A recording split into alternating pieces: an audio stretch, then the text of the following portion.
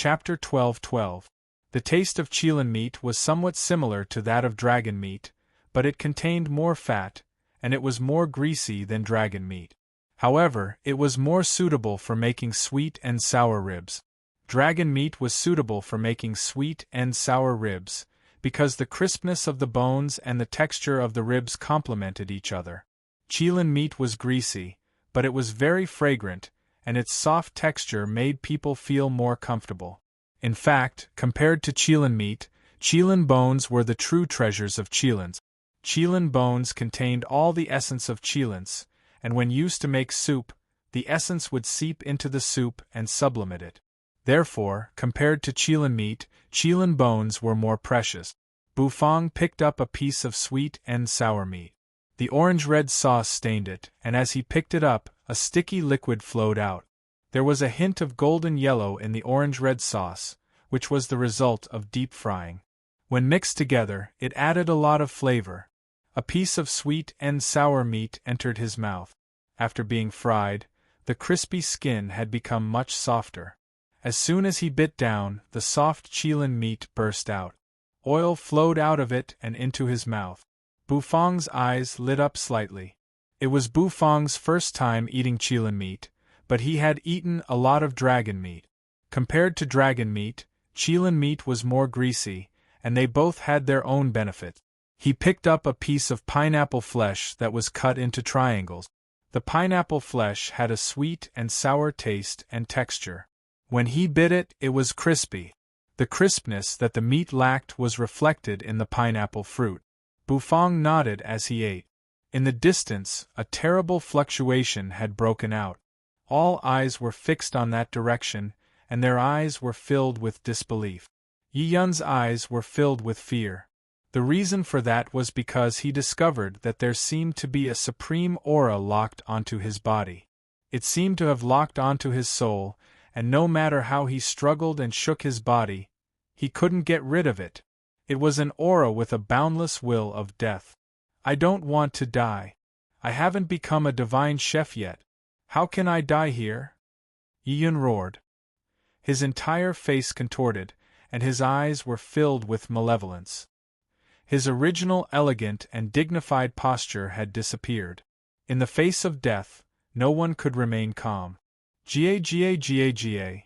Stop struggling. Just obediently become my food. I will cook your flesh and blood well. Across from Night Cloud, the abyssal demon began to laugh. His mouth was filled with sharp teeth that dripped with blood. Boom! Yi Yun's expression suddenly changed. With a turn of his body, he charged out of the arena. However, just as he was about to leap up, he was pressed to the ground by a terrifying force. Poochie!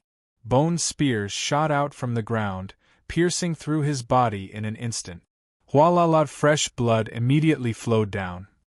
Yi Yun's face instantly turned pale. As a little saint, his vitality was quite strong.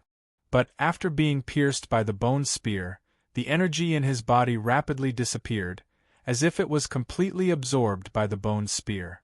The bone spears piled up and eventually turned into a huge bone palm. Poochie! In a flash, the bone palm covered Yi Yun's body. Yi Yun was filled with fear and reluctance. He reached out his hand to get rid of it. Save me! Save me! Yi Yun's face was full of fear. His eyes fell on the distance, wherein Ye's face was solemn. The number of bone spears kept increasing, completely covering Yi Yun's body. His sight gradually disappeared. Soon Yi Yun's body was completely devoured. The bone spears seemed to be wriggling. Swish! Finally, the bone spear turned into a skeleton. There was a piece of meat on the skeleton. Yi Yun's bones had turned into white bones and seeped into the bone arena. Inya sucked in a cold breath. He felt a chill run down his spine. Initially, he wasn't that nervous, but at this moment, he suddenly became nervous. His face turned pale. He had never thought that Yi Yun would lose to an abyssal demon in cooking.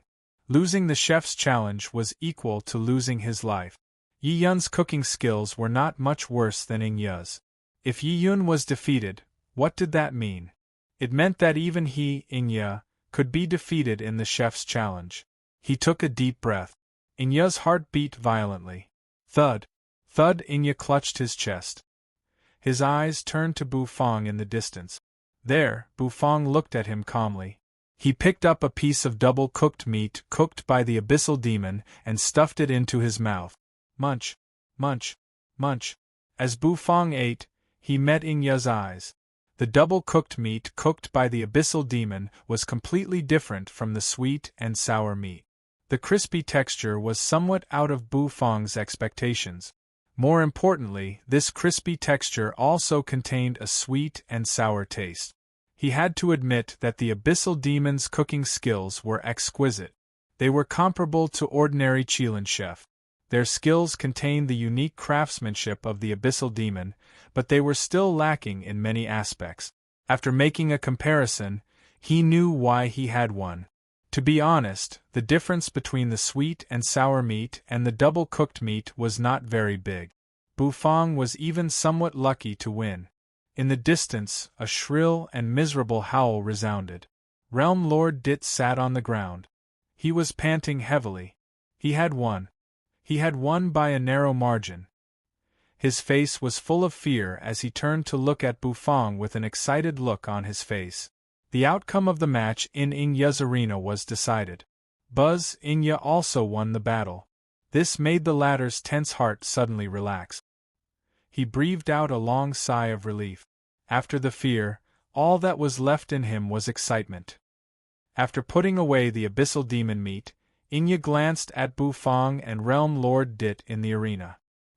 His expression became solemn again.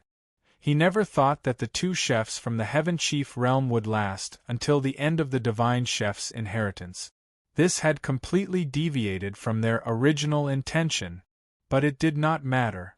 He, Inya, would definitely crush these Heaven Chief realms and obtain the Divine Chef's inheritance. Rumble! The arena of bones suddenly shook violently. Bufang shoved a piece of sweet and sour meat into his mouth and raised his brows slightly. Boom! Then, a loud rumble rang out. The entire white bone arena collapsed with a loud rumble. The bones cracked and turned into white bones, flying in the air. Congratulations on passing the second test. In midair, a pair of golden eyes suddenly appeared in the void. A majestic pressure spread out and enveloped everyone. The third test begins now, under the surprised gazes of Bufang and the others. The white bones on the ground began to reform once again. In midair, Bufang and the other two were hovering. The white bones reformed very quickly. Before long, they had turned into 3 huge demon mouths, which were pitch black and stretched as far as the eye could see. The 3 arenas had turned into 3 demon mouths. The atmosphere became even more tense. At the same time, the atmosphere became more tense. Bufang took a step forward. The 3 of them landed in front of the huge demon mouths and looked into them with deep eyes. Just now, they had felt the horror of this arena. Yi Yun, a little saint, was devoured by the white bones just like that. He turned into flesh and blood and was taken away by the abyssal demon. This was a huge blow to them. They knew it was not that easy to obtain the Divine Chef's inheritance. However, they never thought that it was so cruel that failure would mean death.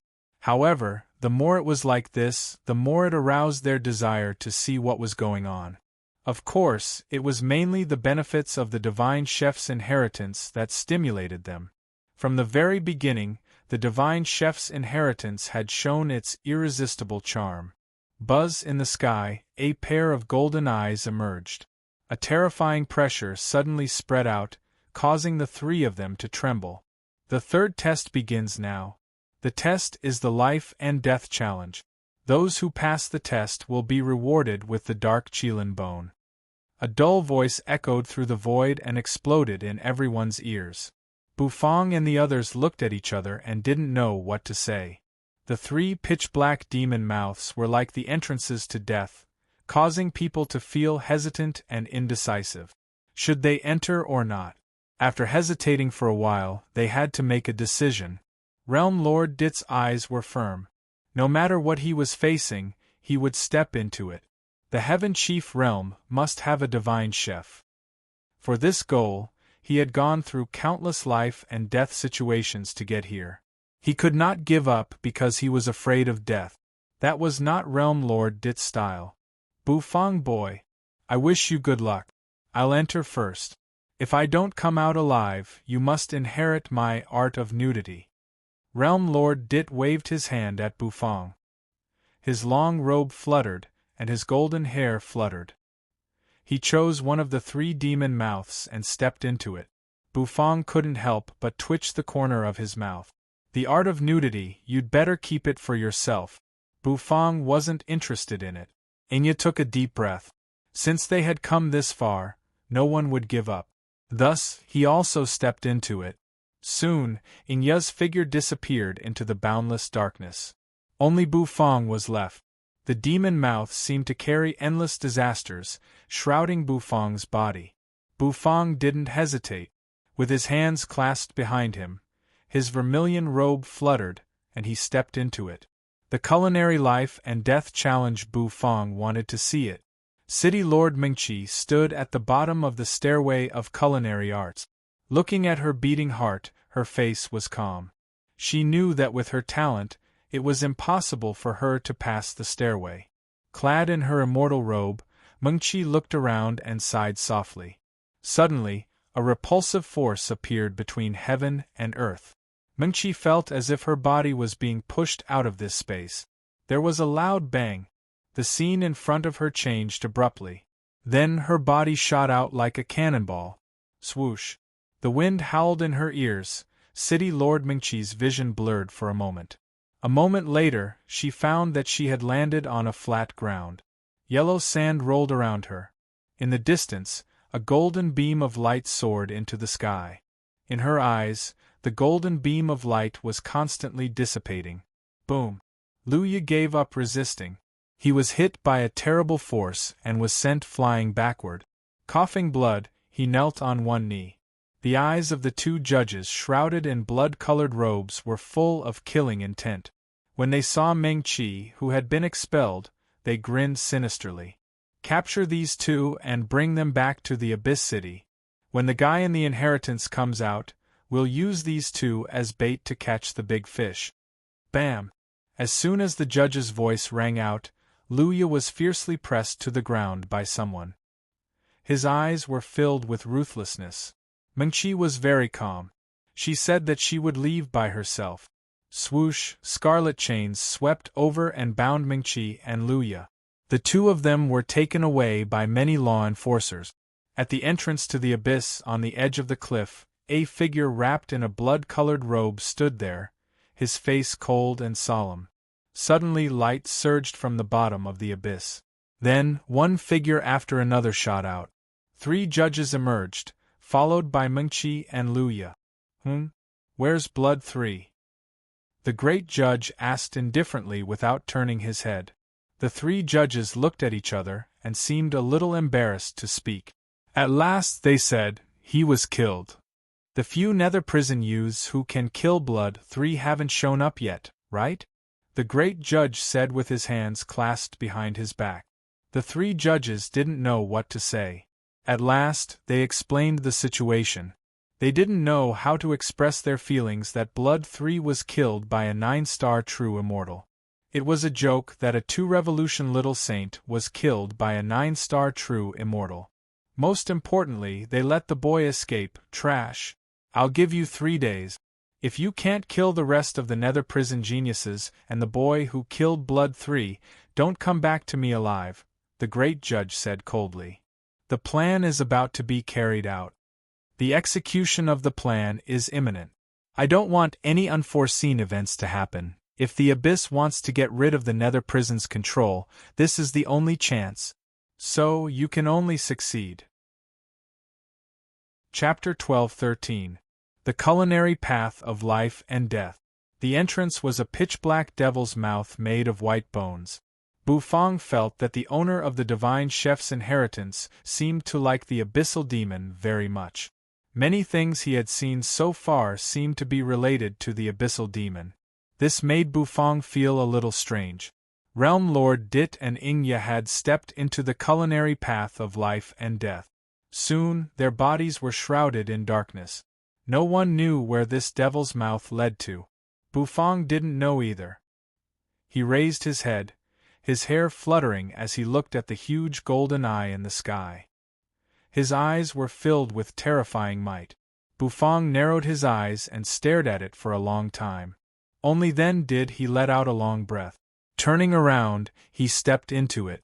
It was an incomparably dark intersection going all the way deep into it. Bufang clasped his hands behind his back, walking forward at a steady pace. The culinary path of life and death. Bufang wanted to see how terrible this so-called culinary path of life and death was. After passing the culinary path of life and death, he would be rewarded with the dark Qilin bone. This thing was what he needed to complete this time's system task. So, to Bufang it was not bad. Tap, tap, tap in the quiet and dark tunnel, there was no sound at all. He kept walking along it. Soon, even the last bit of light at the entrance disappeared. Then, darkness came, enveloping Bufang's body. It was extremely cold. Bufang opened his mouth. A ball of white flame shot out of his hand, burning fiercely in his palm. A scorching heat burst out, sweeping across the whole place. The entire intersection lit up. All of a sudden, the sound of something tearing through the air resounded. Bone spears shot out from the bone walls, shooting toward Bufang. They were extremely fast, aiming at Bufang. Bufang froze. This was the culinary path of life and death? According to this situation, it seemed to want to use brute force to kill him. The feeling the bone spears gave Bufang was the same as the death threat he felt when he lost the chef's challenge against the abyssal demon. What happened to the life and death trial? Just to kill someone? Bufang frowned, and his expression did not look too good. He felt that this chef's challenge of life and death didn't live up to its name. The life and death test is divided into the life test and the death test. The life test is the path of cooking tests, and the death test is the path of death. In his mind, the system's voice rang out involuntarily. Bufang was stunned. He didn't expect the system to explain to him so enthusiastically. However, according to the system, did that mean that he had stepped into a life and death trial? There were 3 entrances and 1 death gate. The probability of 1 in 3 was just right for him. Bufang was speechless. However, Bufang was also a little disgusted by this design. According to the meaning of the life and death stage, obtaining it depended on luck? Was he simply trying to reduce the number of competitors? What was the point? Bufang exhaled softly. His divine will spread out. There seemed to be a faint golden light flashing in Bufang's eyes. The next moment, Bufang sensed the gaps between the bone spears that came from all directions. Bufang moved his body and quickly dodged the bone spears that came from all directions. Boom! Boom! One bone spear after another drilled into the ground and shot out again. Every time it whistled, it carried a terrible piercing power. Once it pierced through, it would be completely pierced by the other bone spears and turned into powder. This was not good news for Bufang. This seemed to be a little different from the divine chef's inheritance he had imagined. Bufang twitched his mouth. There were so many tests. The only decent one was the Stairway of Culinary Arts at the beginning, and the others were simply a joke. How could such a careless test be considered a divine chef's inheritance? Bufang exhaled softly. Swish. He tilted his body slightly, and a bone spear pierced through the ground. Bufang's eyes narrowed, and a vicious look flashed in them. His mind flickered. Foxy suddenly appeared and was held in his arms. Little who was taken out of the heaven and earth farmland, was a little confused. At this moment, she was holding a spirit fruit in her arms and eating happily. After being called out by Bufang, she blinked her pretty eyes and looked around, not knowing what to do. Then, Little Who came to her senses. She excitedly climbed up Bufang's body and finally lay on Bufang's shoulder, wagging her tails and stroking Bufang's face. Fang rubbed Little Hu's head. Then, he asked Little Hu to open fire and blow up the passage. These bone spikes annoyed him a little. Little Hu seemed to understand. She opened her mouth, and one golden energy shell after another shot out of it. Swish! The golden energy shells rumbled and shot out. The whole passage was blown up. In this deadly trial, Fang chose to force his way through. Since there was no passage, he would blow one up. Fang was not very concerned about the so-called divine chef's inheritance. If it weren't for the system's task, Fang would not have come to this land of inheritance. Fang had his own path. His culinary path was his own. The path of others was not suitable for him. Boom! Boom! Boom! The bone walls kept crumbling. The whole passage seemed to be collapsing. His mind flickered. Xiaopi suddenly appeared. Fang stepped on Shrimpy, and the latter instantly turned into a golden streamer, traveling through the tunnel at an extreme speed. It turned into a streak of golden light, shooting into the distance. The deeper they went, the more terrifying the bone spears became. Little Hu's speed was getting faster and faster. The passage seemed to be engulfed by a sea of flames. Rumble! Fang's behavior seemed to have angered the will of the divine chef's inheritance. The pressure in the passage suddenly increased. Fang frowned. His divine will surged out. With the mental force of the divine dragon, the vermilion bird, the white tiger, and the black artifact's spirit, Fang's divine will became stronger and stronger. Fang's divine will spread out in an instant. He forcibly pushed the will of the divine chef's inheritance away. A boom rang out. Fang smashed the passage and flew out of it. Broken bone fragments drifted in the air. Fang squeezed out of it, stepping on Xiaopi and holding Little Hu in his arms. His vermilion robe fluttered as he hovered in midair. Life trial, death trial, life and death trial. Fang had used brute force to force his way out of the death trial. After rushing out of the death trial, Fang hovered in midair. He glanced around, and what he saw stunned him. It was an open area. In the distance, there was a huge stove in front of him. A figure sat cross-legged on it, his head bowed and surrounded by an aura of death. An abyssal demon? Fang asked, puzzled. If Fang was right, that figure should be an abyssal demon, the master of the divine chef's inheritance. This divine chef is an abyssal demon. Fang took a deep breath. It was as if he had sensed something extraordinary. In front of the abyssal demon's corpse, there was a huge 7-colored altar in front of it. All kinds of ingredients were placed on the altar, which were wrapped in hovering white light shields. Rich energy was bursting out of them. Without a doubt, they were all top-grade sacred-grade immortal ingredients. Fang saw true dragon meat, phoenix feathers, Qilin bones, and many others that were overflowing with energy. Among them, the dark Qilin bone was the purpose of Fang's visit to the inheritance this time. Fang hovered in midair. The entire spacious space was constantly being compressed, creating waves of pressure. In the distance, Realm Lord Dit and Inya were sitting cross-legged. They seemed to be immersed in some kind of illusion and were undergoing an intense test. Fang didn't interrupt them. Although this divine chef was an abyssal demon, but what if this abyssal demon really wants to give me the inheritance? If Fang interrupted Realm Lord Dit, wouldn't that be the same as cutting off his opportunity? He asked Xiaopi to put Fang on the ground. He stepped on the ground and slowly walked toward the altar. There were many good things placed on the altar. Obviously, these were the rewards for completing the test. Perhaps this divine chef's inheritance was not fake. At the center of the altar was a pitch-black stone tablet. Fang looked at it from a distance and read the information in it. It recorded the deeds of this abyssal demon. He was a divine chef abyssal demon, the creator of abyssal cuisine. He was the overlord and former leader of the abyss. Judging from the information, this abyssal demon was not an ominous figure. When he was young, He followed a peerless divine chef to the prosperous Heaven Chief realm to learn cooking. After learning cooking all his life, he returned to the abyss and preached many ways of cooking.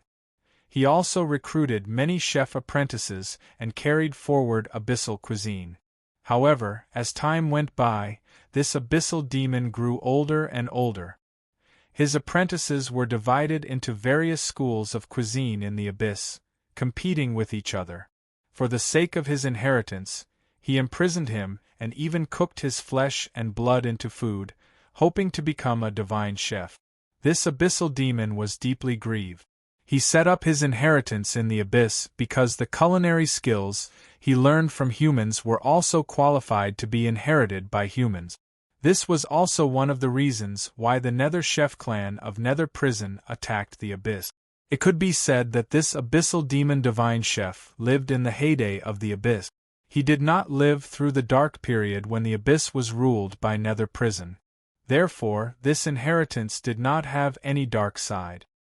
He just wanted to find a suitable inheritor.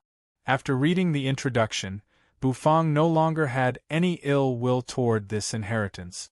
Of course, he still complained about the setting of the life and death trial.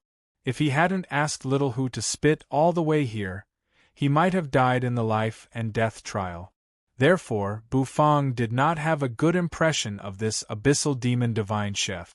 Bufang walked up to the colorful altar. He glanced around at the ingredients placed on the altar. Finally, he reached out a hand and put away the black Qilin bone. The Qilin bone was rich in spirit energy, and specks of light swirled around it, making it look dreamy. After putting away the Qilin bone, Bufang no longer coveted the other sacred grade immortal ingredient. Bufang was not a greedy man. The reason he came to this inheritance was for the dark Qilin bone. Besides, he had passed the life and death trial with great difficulty, so he needed a Qilin bone to calm his nerve. After putting away the Qilin bone, Bufang had completed the system's task. The system's serious voice resounded in Bufang's head. Congratulations to the host for completing the temporary task. You have entered the abyssal divine chef's inheritance and obtained the dark Qilin bone. Temporary task reward: 20% increase of true energy cultivation base. The system's voice faded away. Bufang's eyes lit up. Then, he felt the true energy vortex in his dantian begin to spin violently.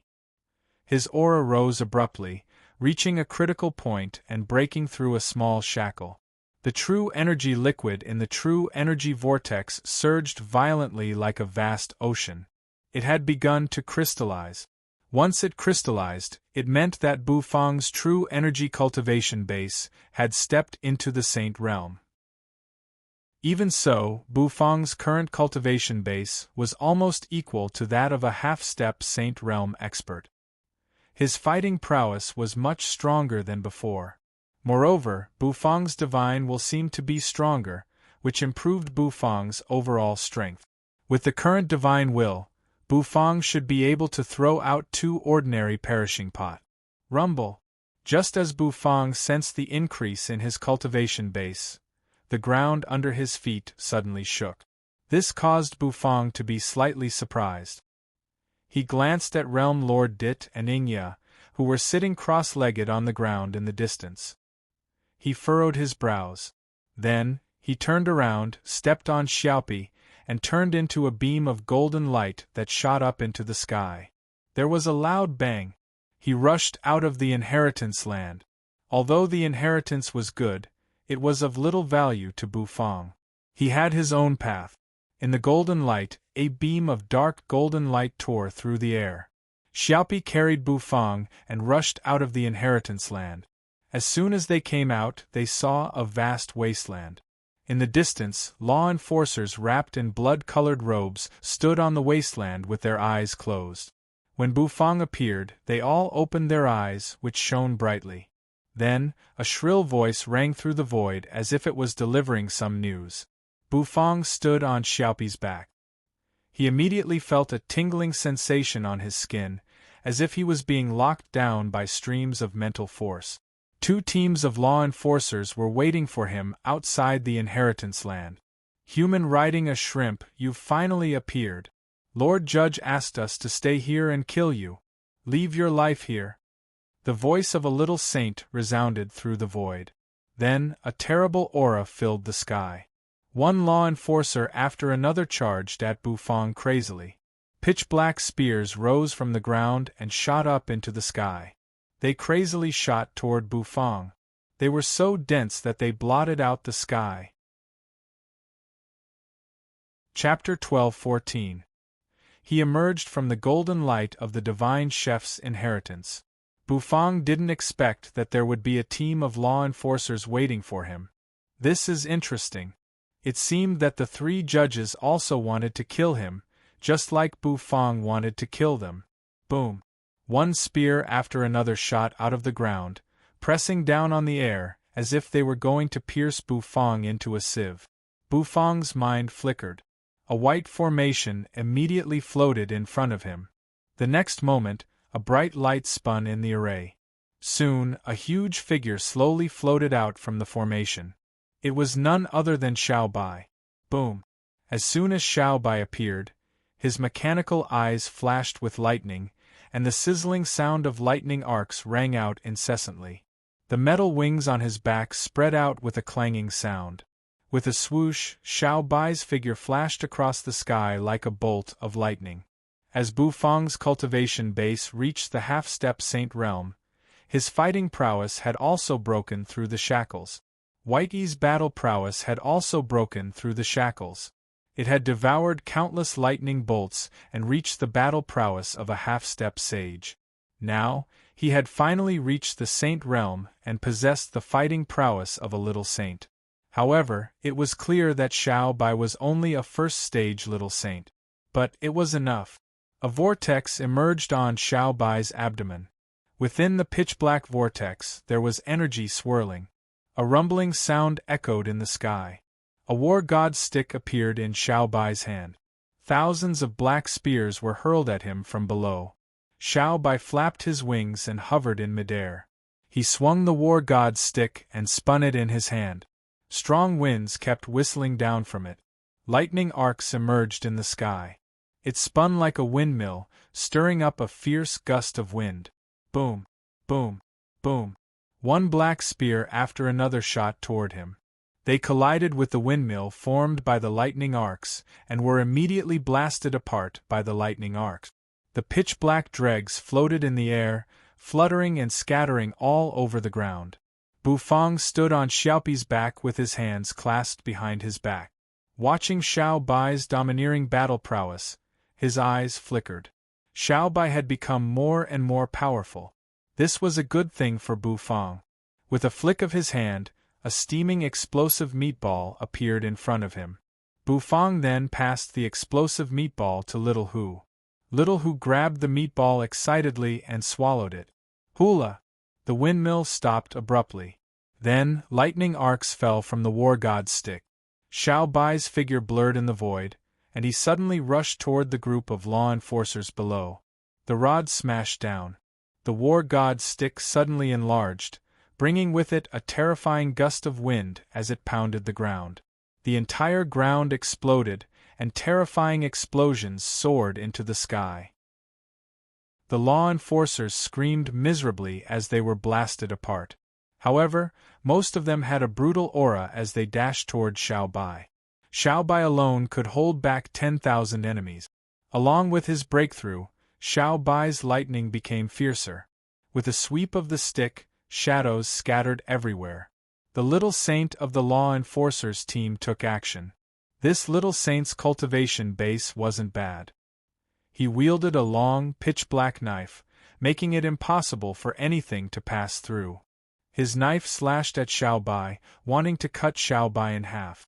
However, Xiao Bai's war god stick rose, scattering the knife energy.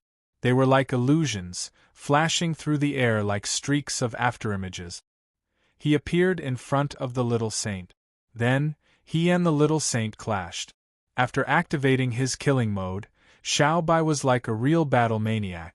Every part of his body seemed to have turned into a real sharp weapon. Every time he attacked, it was difficult for the opponent's little saint to resist. Only Xiao Bai was fighting alone. After the earth-shaking battle, the entire wasteland was cracked and full of holes. A small team was completely wiped out. Xiao Bai held the sizzling war god's stick with one hand while his other hand grabbed the head of a law enforcer. Boom! Boom! Boom! Cuts appeared on Xiao Bai's body and white smoke rose. Boom! The little saint was beaten like a dead dog by Xiao Bai. His body was covered in cracks as if he was about to explode. He was dying. Xiao Bai grabbed his head and lifted him up. Bu Fang landed, indifferently glancing at the little saint. "Where's the judge?" asked Bu Fang. "You're dead.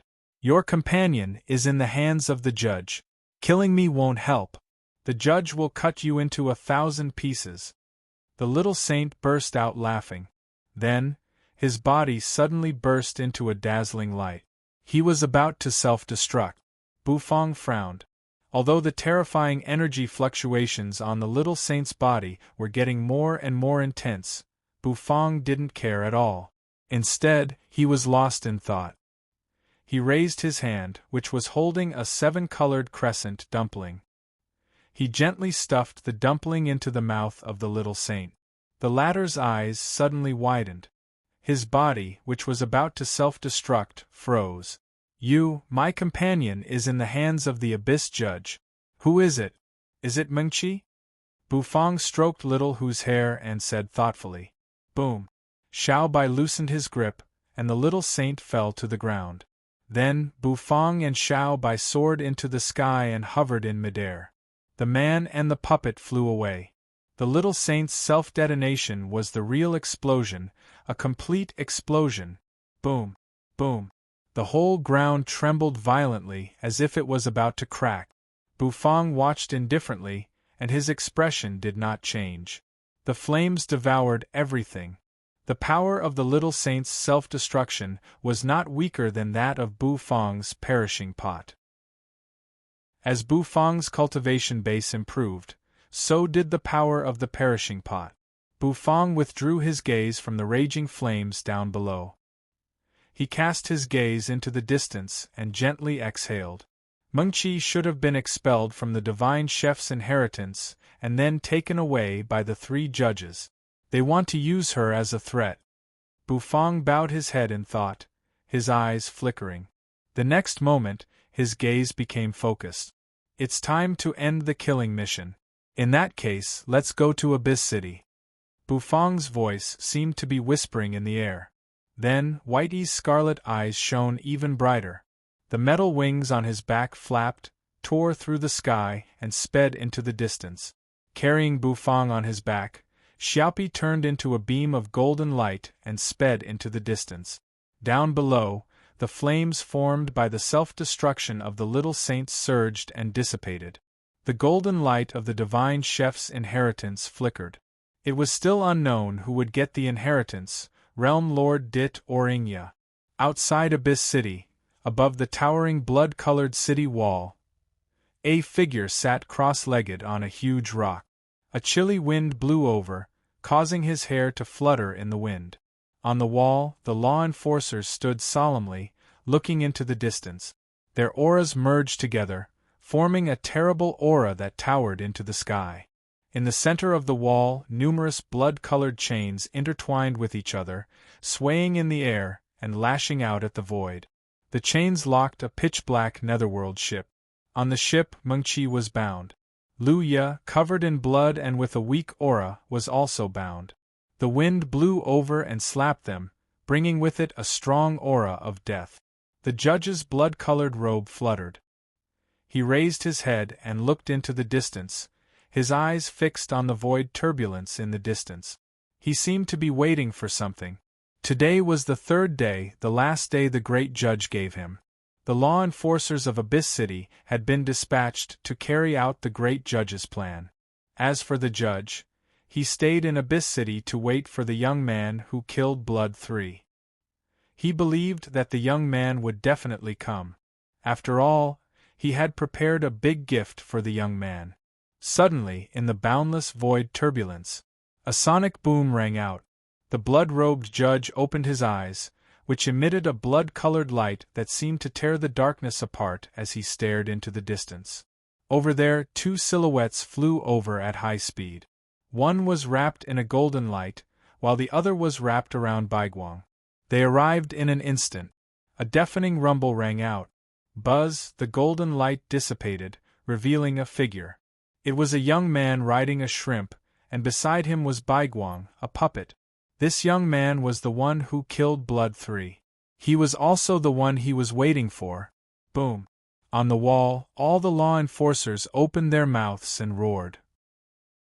Their roars seemed to turn into a deafening sound that shocked Bufang and instilled fear in Bufang's heart. On the netherworld ship wrapped in chains, Mengqi slowly opened her pale face, her eyes a little confused. In the distance, she saw a familiar figure. It was Bufang. Bufang came to Abyss City alone? Is he crazy? At Mengqi's side, Luya, covered in blood, slowly raised his head, opened his eyes with difficulty, and looked at Bufang in the distance. I didn't expect there to be such an existence in the Heaven Chief realm. His courage is commendable, Luya said. Blood trickled from the corner of his mouth, but he looked somewhat bitter. He is a miracle, Mengqi murmured. A miracle? Impossible. Even the 3 most talented Nether Prison youths might not have the courage to come to Abyss City alone. This is suicide, Luya said. Although he said that Bufang was courting death, there was a rare look of admiration in his eyes. He was not a chef but a genius of the Shadow Demon clan, but he admired the strong the most in his life. I believe in him. He is a miracle, Mengqi said firmly. Rumble. On the mottled city wall, the blood-robed judge rose to his feet. His eyes shone like torches, filled with monstrous killing intent as he stared straight at Bufang in the distance. The sky above the city wall seemed to be covered by a vast blood-red hue. The crimson-robed judge grabbed the bloody chain with one hand and pulled hard. A clattering sound rang out, and the netherworld ship trembled. He seemed to want to intimidate Bufang with this. In the distance, Bufang approached with an expressionless face. His striped red and white vermilion robe fluttered in the wind. As soon as Bufang approached Abyss City's territory, the judge's killing intent soared. Listen to my order.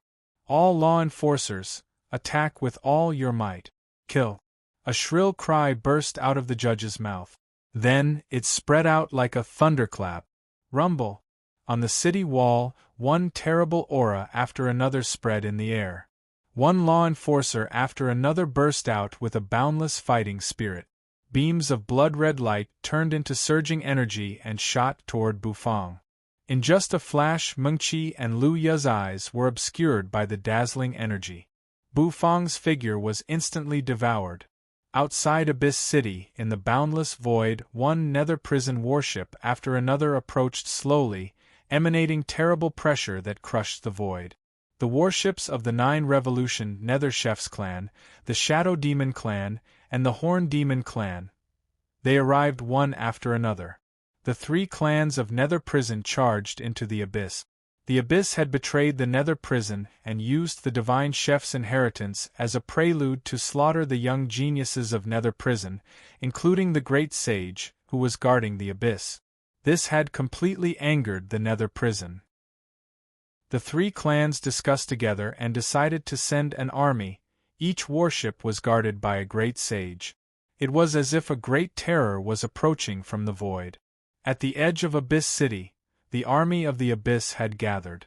The great judge held a huge blood-red scythe in his hand. His blood-red robe flapped noisily as he looked at the 3 huge Nether Prison warships in the distance. The corners of his mouth slowly curved into a grin. In the abyss in the cave, a rumbling sound rang out.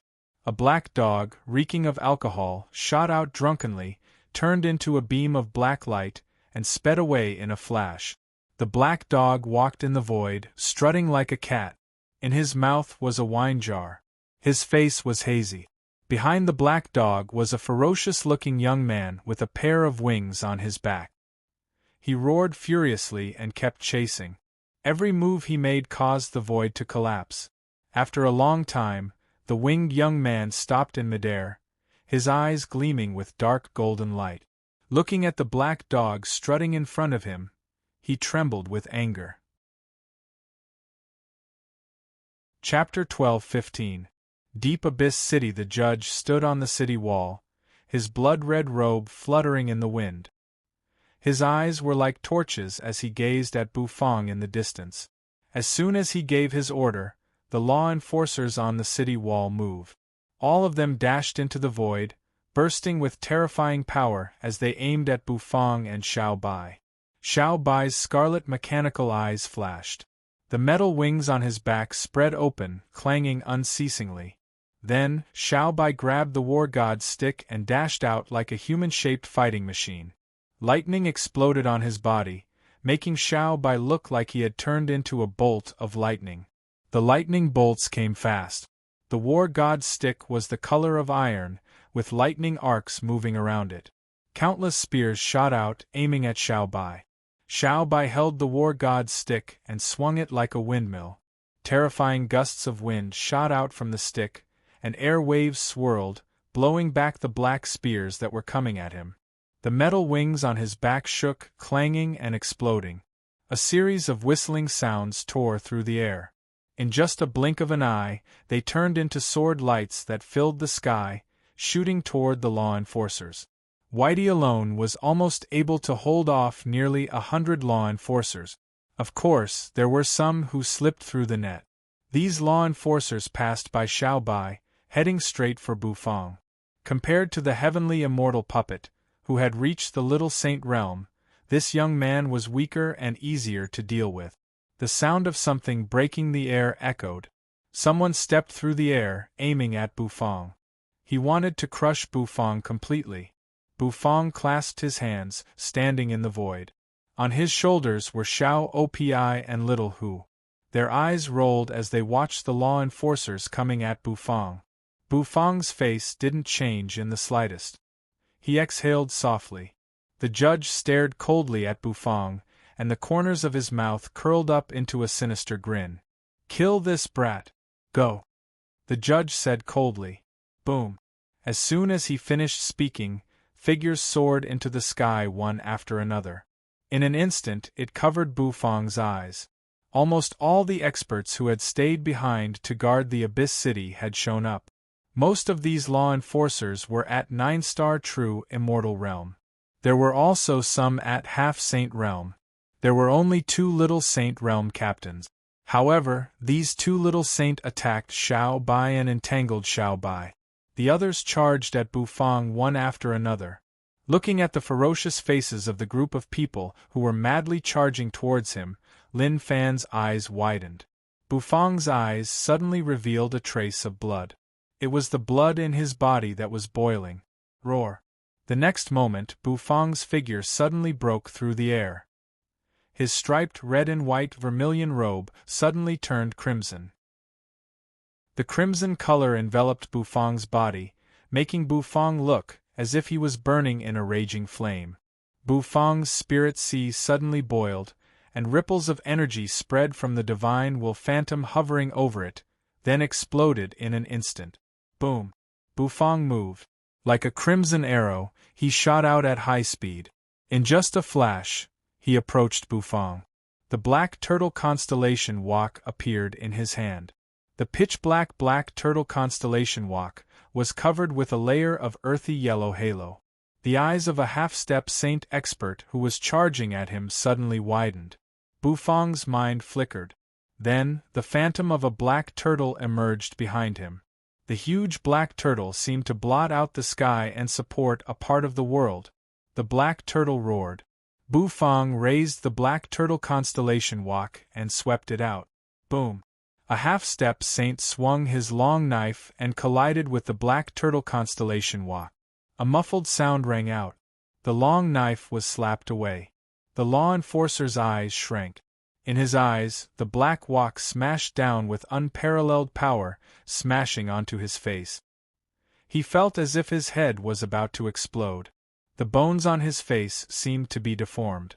Cracking sounds rang out incessantly. He spat out a mouthful of blood. Like a shooting star, the expert was smashed to the ground by Bufang. Bufang stepped on the void. The vermilion robe on his body was engulfed in flames. It was as if a vermilion bird was bathing in fire. The flaming feathers on Bufang's back slowly flapped. Bufang's figure seemed to have turned into a crimson lightning bolt, approaching at high speed. Holding the black turtle constellation walk with one hand, Bufang's face was expressionless. This time, he didn't use Little Hu. Bufang used his own strength to crush him. His divine will, his surging mental force, his physical strength, and the god of cooking set. Bufang's fighting capacity was not weak at all. He didn't have any fighting skills. But Bufang didn't need any skills at all. What he needed to do was crush him. No one could stop the walk. Boom, boom, boom. Holding the black turtle constellation walk, Bufang struck like lightning. One walk at a time, one at a time. Under Bufang's black turtle constellation walk, the law enforcers were smashed away like dumplings. They were either dumbfounded or vomiting blood. One figure after another flew backward and hit the city wall, causing it to keep rumbling. There were even a few cracks on the patterns on it. The two little saints and Xiao Bai were fighting. Every time Xiao Bai's war god stick swept, it would stir up thunder and wind, making the two little saints tremble. They had to dodge. The battle was very fierce. Although Xiao Bai's fighting capacity was only that of a one-step little saint, it was not a problem for him to suppress the two little saints. Without the little saint, Bufang was almost invincible among those at the same level. Every time the black turtle constellation walk collided, an opponent would be sent flying backward. Bufang hovered in the air. The flaming wings on his back were dazzling, making Bufang look like a true god. Boom! He swung the black turtle constellation walk with one hand. The pitch-black black turtle constellation walk shot out.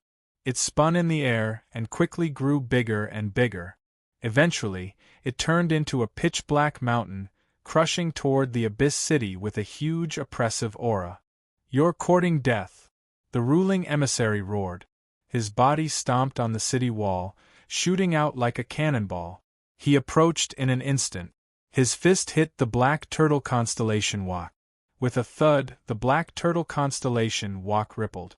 The black turtle constellation walk, which was pressing down like a small mountain, was actually forcefully pushed back. Swoosh! The black turtle constellation walk shrank. It shot back. Caught by Bufang, it flew backward with the help of the momentum. Bufang's figure burst out, heading straight for the ruling emissary, who had finally made his move. He was a second-grade little saint. His cultivation base was very strong. However, this time, Bufang planned to face him head-on. The blood-colored beam of light collided with the crimson beam that Bufang had transformed into. The ruling emissary's eyes were cold. "A mere half-step saint dares to compete with me? You're courting death." Boom! The ruling emissary's aura was like a stormy sea. The cultivation base of a second-grade little saint was extremely strong. Above his head, two streams of the will of the Great Path turned into roaring blood dragons and charged toward Bufang. Bufang's face was indifferent. The black turtle constellation walk was thrown out. His palm swung over the walk. It made the black turtle constellation walk spin more violently. As it spun, the void seemed to be unable to bear the weight and began to shatter. Boom! The collision broke out in an instant. Bufang's black turtle constellation walk was sent flying backward in just a flash. Bufang's figure didn't move at all in the void. With a wave of his hand, the black turtle constellation walk disappeared. Then, a beam of golden light shot out as if it had come from the ancient times. The dragon's roar shook the sky. The dragon bone kitchen knife appeared. Boom! A phantom emerged behind Bufang. It was a gigantic phantom that stood between the heavens and the earth, its pressure almost collapsing the void. The illusory figure was holding the saber. Slowly, the knife soared into the sky toward the judge, who was entangled by the two dragons of the will of the Great Path. The knife energy condensed rapidly. Heaven and earth seemed to change color. One slash. Cutting immortal. Bufang shouted. The dragon bone kitchen knife slashed down. Boom. The dragons of the will of the great path were still flying up. They collided with Bufang's knife. A terrible explosion rang out. The impact of the force sent Bufang flying backward. It's not bad for a half-step saint to have such a cultivation base. Unfortunately, you have no idea how terrifying a second revolution little saint is. The blood-robed judge's figure kept changing positions in the void. All of a sudden, he appeared in front of Bufang. You'll pay the price for killing Blood 3, the judge said coldly. You'll pay the price in blood for killing Blood 3. Bufang's hair was fluttering in the wind. Not just Shui 3. You and the other 2 judges will all die. Not just Blood 3. You and the other 2 judges will all die. Bufang said with a straight face. Bufang's roar soared into the sky. Bufang's roar rose into the sky. Little Hu and Xiaopi, who were on Bufang's back, soared into the sky. Xiaopi turned into a beam of golden light and dashed under Bufang's feet, holding on to Bufang's body, making him move faster. Meanwhile, in Bufang's arms, Little Hu opened his mouth. Terrifying energy kept gathering in it. Boom! An explosion rang out at a close distance. A beam of golden energy suddenly flew out. The blood-robed judge's pupils shrank. His body spun in the void. The dragon of will collided with the energy cannonball, causing an earth-shaking explosion. There was a rumbling sound. Flames soared into the sky. 2 figures were sent flying backward in the void. Bang! The blood-robed judge rolled, then stomped hard on the wall of Abyss City. The entire city wall caved in from the stomp. Swish! A blood-colored scythe slashed across the sky, a ripping sound rang out. The blood-robed judge charged at Bufang again. The blood energy in the sky gathered rapidly, turning into a hurricane. A ripping sound rang out. The scythe's blade light blotted out the sky. Bufang stepped on Xiaopi. Xiaopi's body turned into a beam of golden light. He suddenly appeared in the void, moving in an instant. He dodged the judge's attack. Cannon after cannon shot out. They collided with the blade light. The sound of explosions kept surging, and a rumbling sound rang out. The battle had suddenly entered a white-hot state. Xiao Bai and the 2 little saints were fighting fiercely. All of a sudden, Xiao Bai's scarlet eyes flickered. A little saint attacked. Xiao Bai didn't dodge. He used his steel body to resist the palm, and his whole body caved in. However, Xiao Bai also took advantage of this opportunity. His fan-like palm smashed the little saint's head. The fierce attacks fell in an instant. All kinds of attacks fell on the little saint's body. The latter was blasted into meat paste. The little saint didn't even have time to scream before he was killed by Xiao Bai. The war god's stick shook. With a ripping sound, it pierced through the body of the remaining little saint. Then, he threw it down. With a boom, he was nailed to the city wall. He had nailed a little saint to death. Fresh blood flowed down the city wall. In the distance, the judge, who was fighting with Bufang and suppressing Bufang, narrowed his eyes. He didn't expect that a puppet could kill 2 little saints.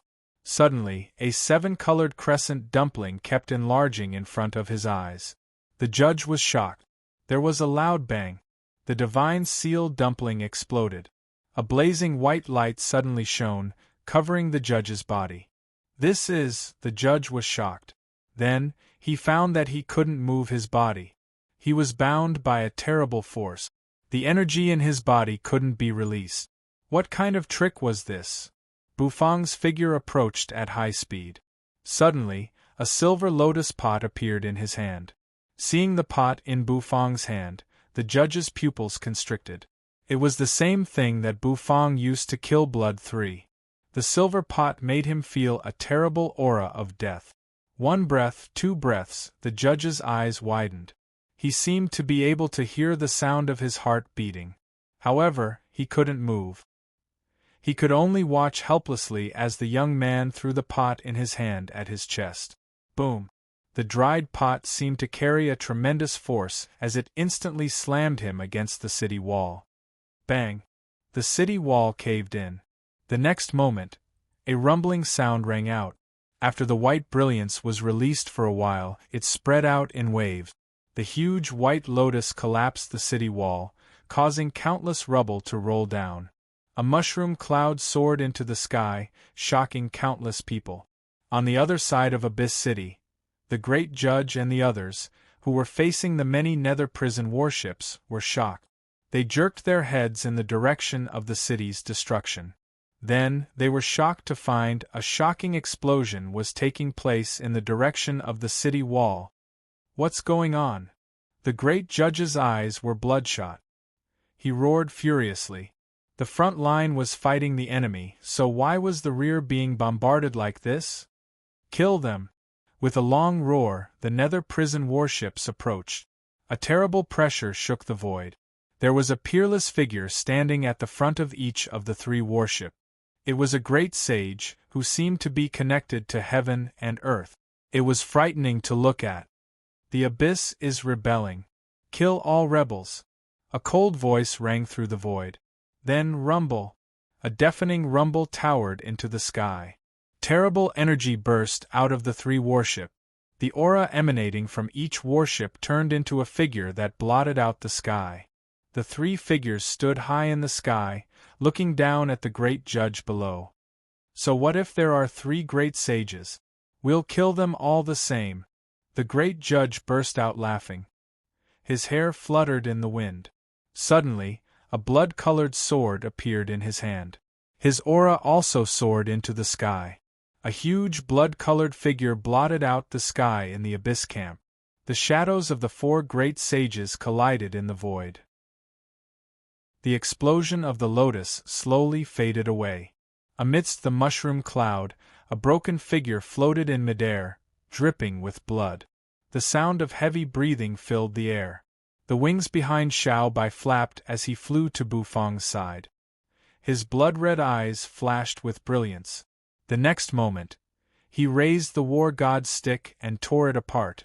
With a boom, it pierced the broken figure and nailed him to the city wall. The whole wall was sunken into a deep pit. Bufang's face was cold. He grabbed a teapot and poured tea into his mouth. The sweet tea entered his mouth. The second one, Bufang said faintly. Suddenly Bufang's pupils constricted. A boom rang out. Before Xiao Bai could react, his body was blown away. His body was broken in an instant. Broken pieces of steel kept flying in the air, rolling in the void. With a sonic boom, they shot back and smashed the ground under Bufang's feet, creating a deep pit. Chapter 12:16. Swoosh. Even the void seemed to be collapsing from the pressure. In Bufang's eyes, Xiao Bai's body was sent flying backward. With a loud boom, he fell on the ground, causing the ground to cave in. Clang! A pile of broken steel debris fell in front of Bufang. Bufang's eyes shrank. He stopped drinking the 9 revolutions heavenly path tea. Lowering his head, he looked at Xiao Bai. In the distance, Xiao Bai was smashed hard on the ground. His body was covered with fine cracks, which made him look like a porcelain doll. This was the first time Xiao Bai had been hurt so badly. Bufang had never seen Xiao Bai get hurt like this. Bufang took a deep breath. His body landed next to Xiao Bai. Looking at the flickering light in Xiao Bai's mechanical eyes, a murderous aura emerged in his eyes. A wave of anger gushed out from Bufang's body. This was the first time Bufang was so angry. Since Xiao Bai came to this world, he had been following Bufang. He was one of Bufang's closest friends. Seeing Xiao Bai get hurt so badly, Bufang's anger burst out uncontrollably. Clatter! Clatter! Bufang suddenly lifted his head, looking in that direction. There a figure slowly appeared. It was a young man with a pair of wings on his back. At the tips of the wings were sharp claws. His upper body was naked, and his body was covered with strange patterns. Boom! That person slowly strode forward. Every step he took caused the ground to tremble. Swish, the sound of blood dripping on the ground echoed. The young man's hair fluttered, and his face was as cold as a knife. He held the war god's stick in his hand. His eyes were indifferent. "Where did you come from? How dare you kill a judge of Abyss City?" A cold voice filled the air as a terrifying wave of energy rippled out. In Bufang's eyes, the pressure from the young man's body was like a world pressing down on them, causing the rocks on the ground to roll. It was as if a huge demon had opened its mouth wide and was roaring at him. That young man was like a god. The young man's eyes were dark gold and his hair was blood-red. He looked rough and fierce. He seemed to have sensed Bufang's gaze. He slightly raised his chin and looked at Bufang from the corner of his eyes. There was an emotionless coldness in his eyes. He also saw Xiao Bai beside Bufang. "This puppet is yours, isn't it? Does that mean you're the one who killed the judge of Abyss City?" The young man said calmly. As he spoke, black gas seemed to spurt out of his mouth. Its pointy ears twitched. He raised the war god's stick. He exerted force in his palm. As Bufang's pupils constricted, the war god's stick was slowly bent by his grip. Finally, crack! A loud noise rang out. The war god's stick was broken. Boom! Countless lightning bolts danced on the stick as if thunder and fire were about to burst out. "The material is not bad. Unfortunately, it's a little brittle," the young man said calmly, his words full of disdain and ridicule. As soon as he finished speaking, the young man loosened his palm. Immediately, the remains of the war god's stick fell to the ground, making a clanking sound. Sizzle, the next moment, the war god's stick on the ground turned into lightning bolts and disappeared. "Who are you?" Bufang asked coldly, his voice filled with uncontrollable anger. You killed a judge of Abyss City, but you don't know who I am?" The young man looked at Bufang strangely, as if he was very surprised. He stared at Bufang and grinned. "With a half-step saint cultivation base, you can actually injure a judge of Abyss City's second-stage profession. It seems you have some tricks." Bufang exhaled gently. He put away the teapot. "System, how is Xiao Bai's condition?" Bufang asked the system calmly. Scanning started. Scanning ended. Xiao Bai has suffered the most serious injury so far. He was crushed by brute force far beyond his realm. 90% of his body was injured. The system's serious voice echoed in Bufang's mind. 90% of his body was injured? Bufang's eyes turned red instantly. That cute and obedient Xiao Bai. He was F** king crippled with one blow? F** CKU. Even someone as calm as Bufang at this moment, the rage in his heart instantly overwhelmed his mind, and he instantly cursed. Boom! Bufang's spirit sea erupted instantly. The divine will phantom hovering above the spirit sea seemed to open its eyes, bursting with golden light. Dragon roars, tiger roars, bird cries, and turtle roars rang out at the same time. Bufang stood up and looked coldly at the winged young man. He didn't say anything. A moment later, Xiaopi landed at Bufang's feet. Swish! Xiaopi suddenly burst with thousands of dazzling lights.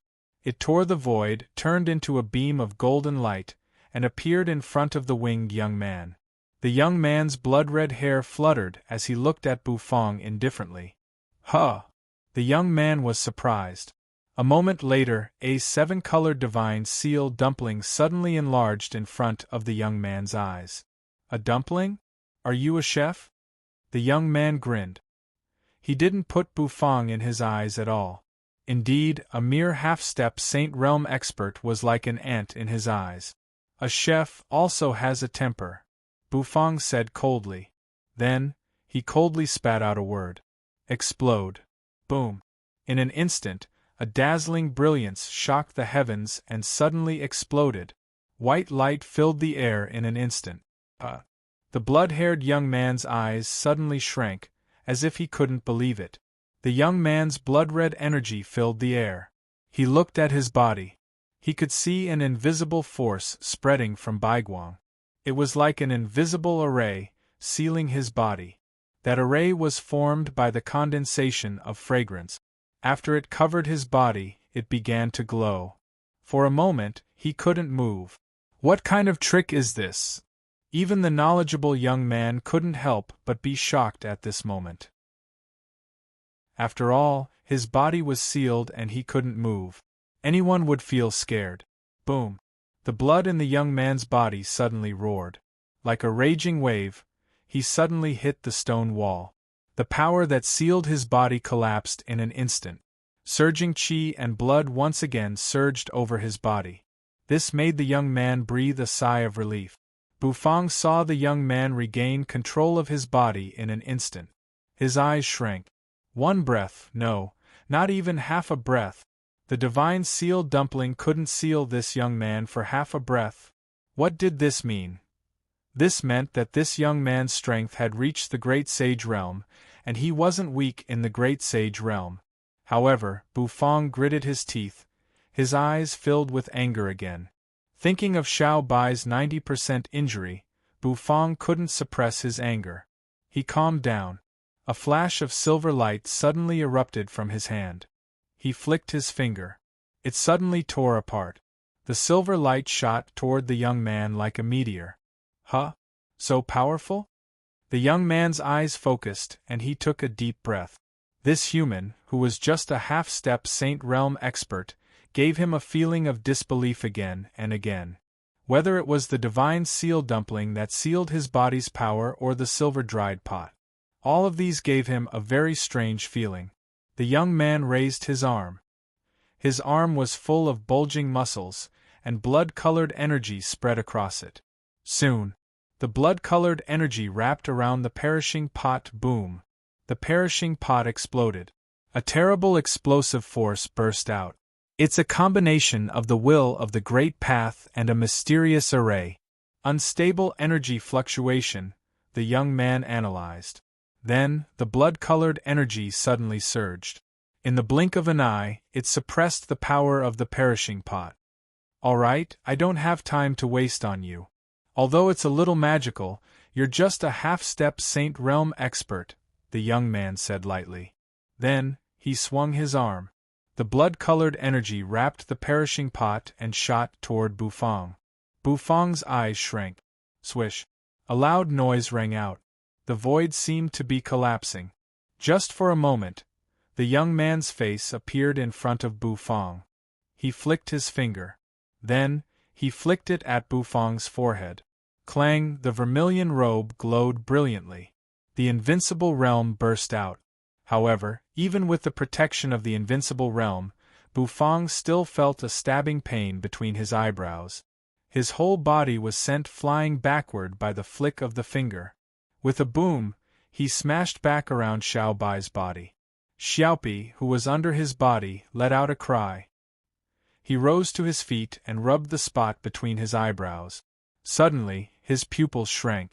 In the distance, the young man swung his arm. The perishing pot, wrapped in blood-colored energy, sped up and shot toward Bufang. If the perishing pot exploded at full force, Bufang didn't think he could withstand it. Bufang's whole body tensed up. Just at that moment, the void in front of Bufang was torn apart. A black dog walked out of it, strutting its cat-like step. The smell of alcohol on its body seemed to crush the void. As soon as the drunken black dog appeared, squinting its eyes, it stared at the perishing pot, which was wrapped in blood-colored energy, speeding toward it. Lord Go? Lord Go! Bufang's mind focused. He didn't expect that Blackie, who had disappeared for many days, would appear at this moment. No one knew where this mangy dog had gone after stepping into the abyss. Looking at its drunken appearance, it must have gone to cause trouble again. Although Lord Go's eyes were half closed, he still saw the perishing pot galloping toward him. The dog's mouth twitched. The next moment, pitch-black earth prison flame burned on its body. Boom! Flames soared into the sky. The sky seemed to turn into a canopy. With earth prison flame wrapped around Lord Go's body, It opened its mouth.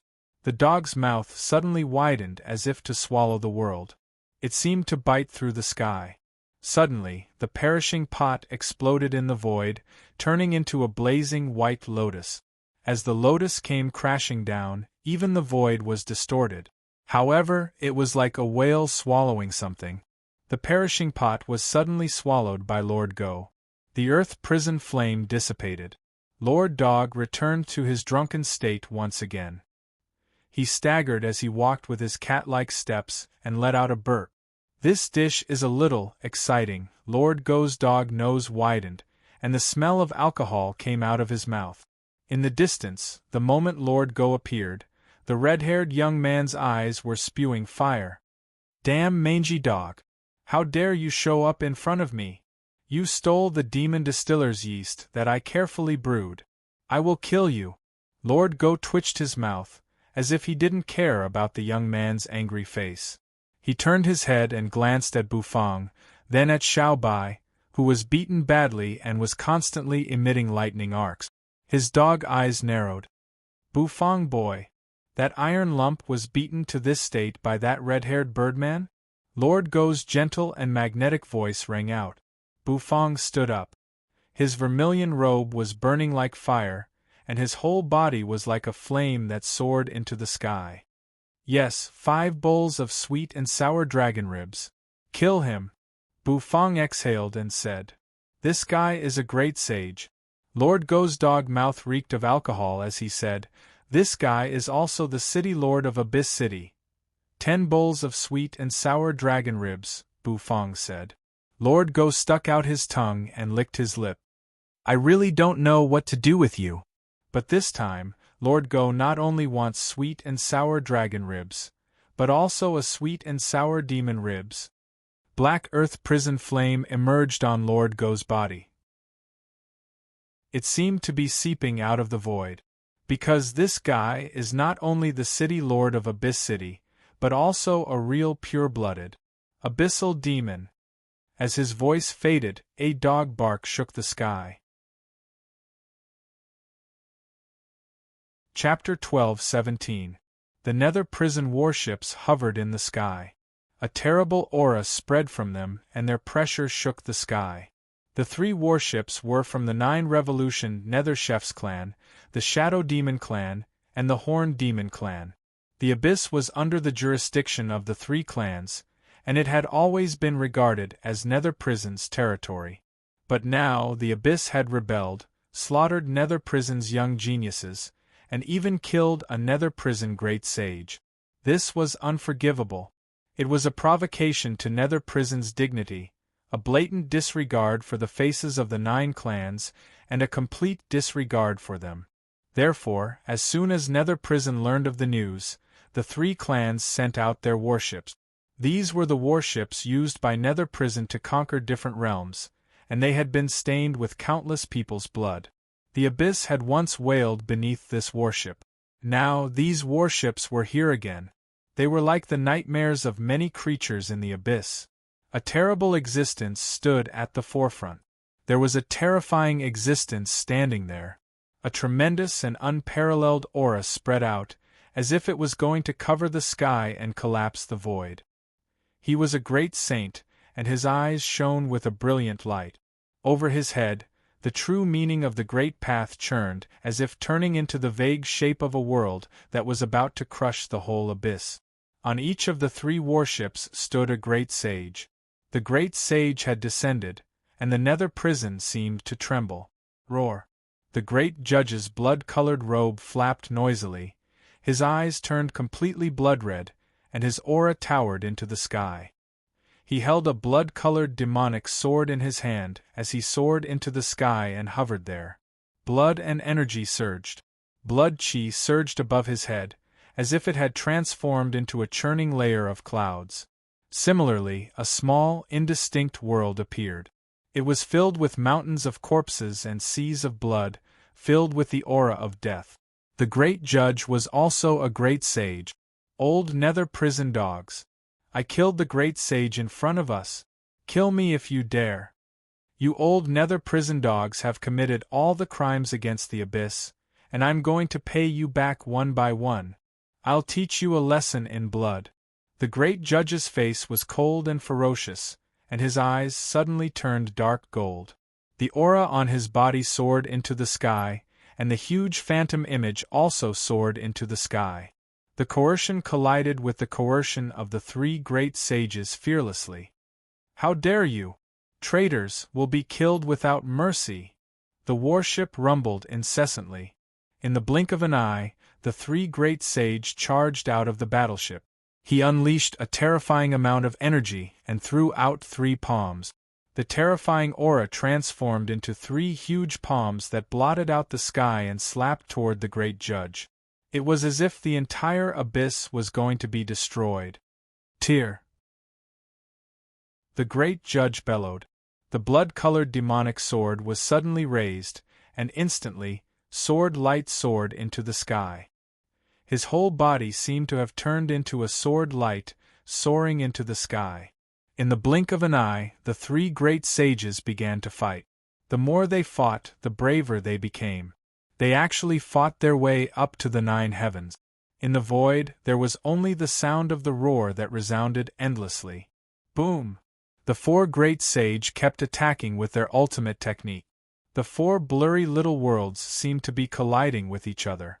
A terrifying pressure spread out, and heaven and earth seemed to be extinguished. Boom!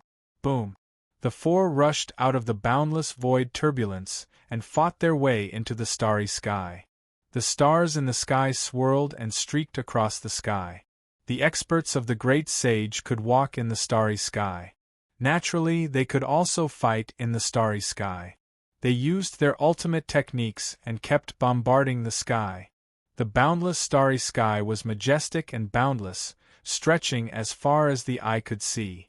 The four great sage were as small as ants under the starry sky, but they were all blooming with extreme brilliance.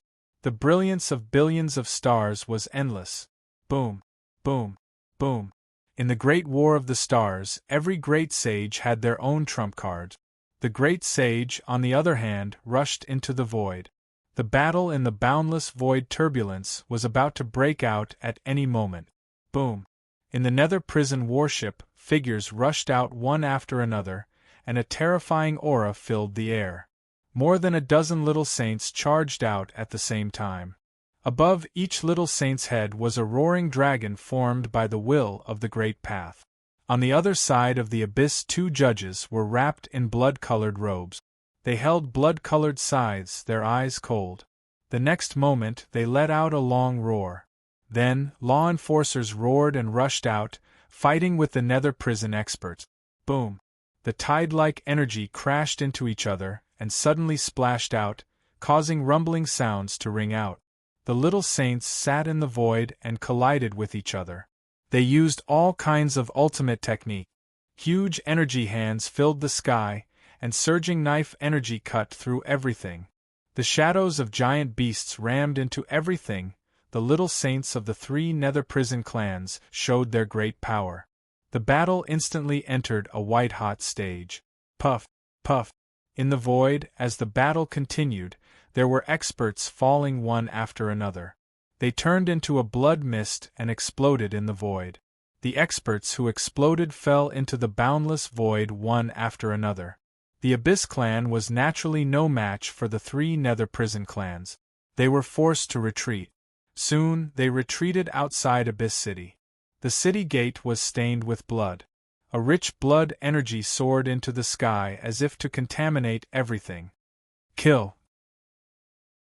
The more the nether prison experts killed, the stronger they became. The Shadow Demon clan could turn into thousands of shadows, each of which could burst out with mighty energy. Their skills were quite magical. Puff! Puff! Ants of the Abyss. The price of rebellion is destruction.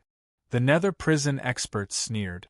They didn't understand where the Abyss got the courage to resist the nether prison.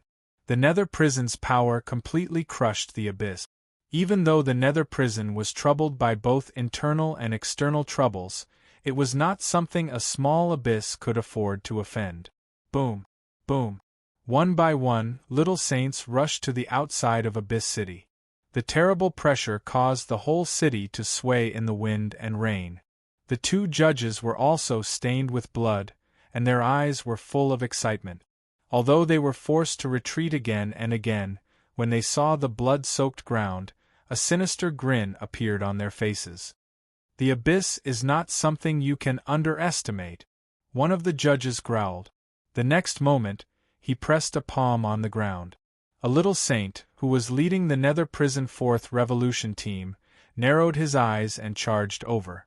However, he was intercepted by the judge, who was also a three-revolution little saint. Although the judge was crushed, he was just trying to buy time. Boom! Outside Abyss City, the ground suddenly trembled. The blood on the ground seemed to boil and wriggle slowly. Suddenly, a blood-colored array emerged. As soon as it appeared, the expression of every Nether Prison expert changed. In the boundless starry sky, the expressions of the three great sage experts, who were crushing the great judge, flickered. "Damn it! How dare you!" The face of one of the great sage turned unsightly. The fluctuation emanating from the ground reminded them of a legend in the abyss. The great judge laughed wildly, his face cold. "It's too late to stop them." The great judge's body flickered as he transformed into a blood-colored sword that tore through the boundless void. He charged toward the three great sage experts. He wanted to do his best to hold the three great sage experts back. When the city lord made a move, they would be able to kill the three great sage experts. When the plan was ready, they would have the confidence to fight back against Nether Prison. Even if they couldn't fight back against Nether Prison, with Nether Prison's current situation of internal and external troubles, they had no time to worry about the abyss. The abyss would truly be out of Nether Prison's control. Rumble! The blood-colored array spun. Suddenly, a terrible roar rang out from it. The expressions of the Nether Prison experts changed abruptly. The next moment, inside the array, a claw covered in scales stretched out and instantly tore through the void. Then, it grabbed a Nether Prison little saint. Roar! A bestial roar shook the sky. The little saint tried to struggle, but he was suddenly dragged into the array by the savage beast. Apart from the roar of the savage beast, at the same time, a series of terrifying and sharp laughter resounded. Boom! Boom! Boom! They shot out like cannonballs. Then, one abyssal demon after another with pitch-black skin and a pair of wings on his back rushed out. The ground suddenly cracked, and so did the walls of the Abyss City. A behemoth crawled out of the array. Pitch-black demonic energy spread, as if it was looking down on everything. His eyes were burning like flames.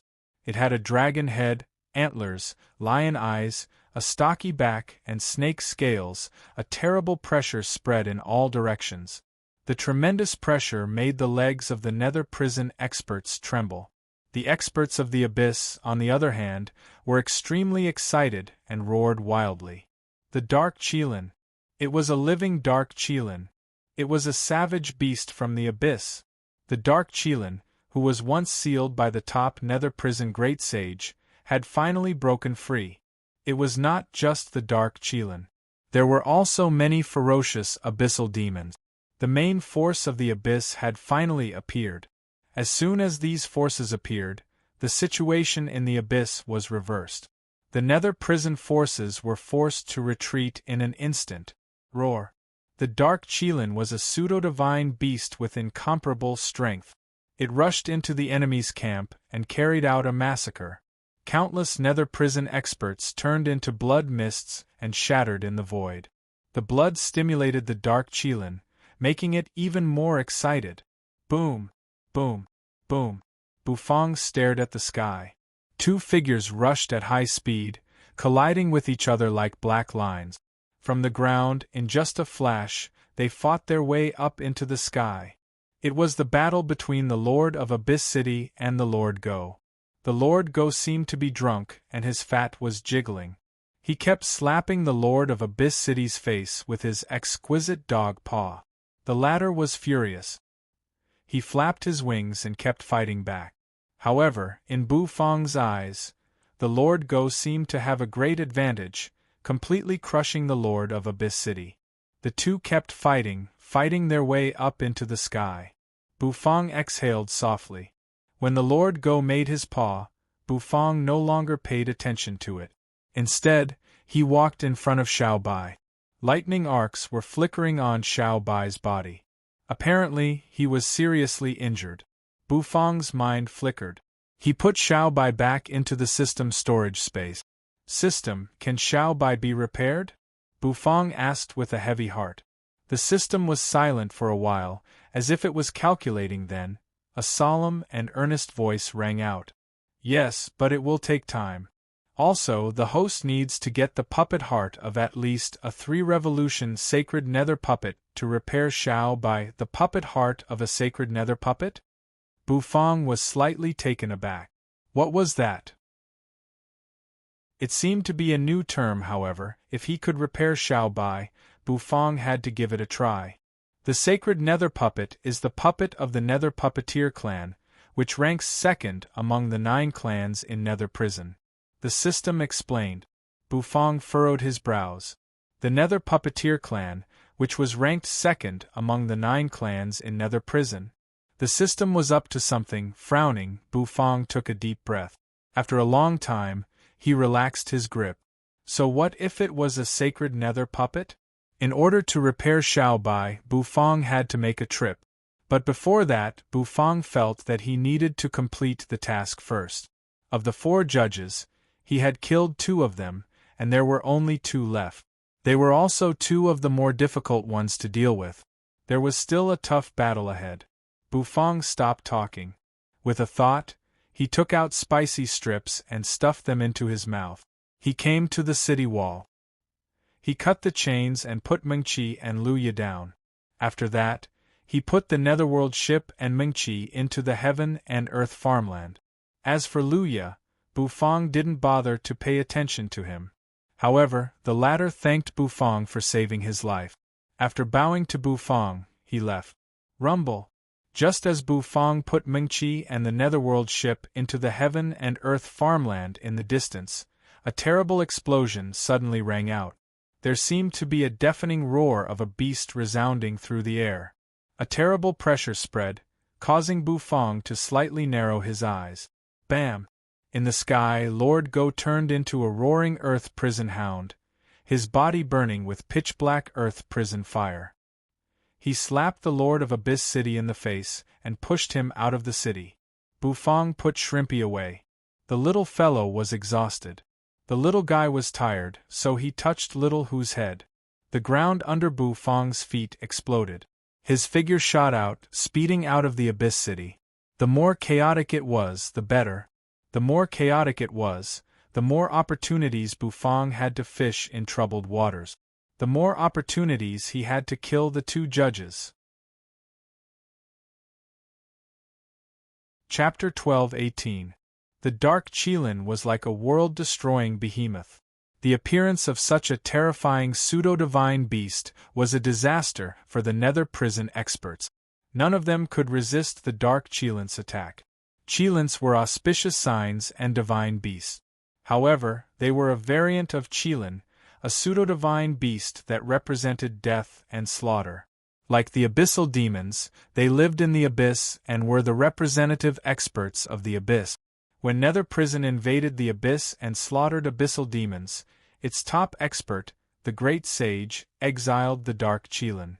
Without the protection of the Dark Qilin and many abyssal demons, the abyss was like a turtle without its shell, unable to resist Nether Prison's invasion.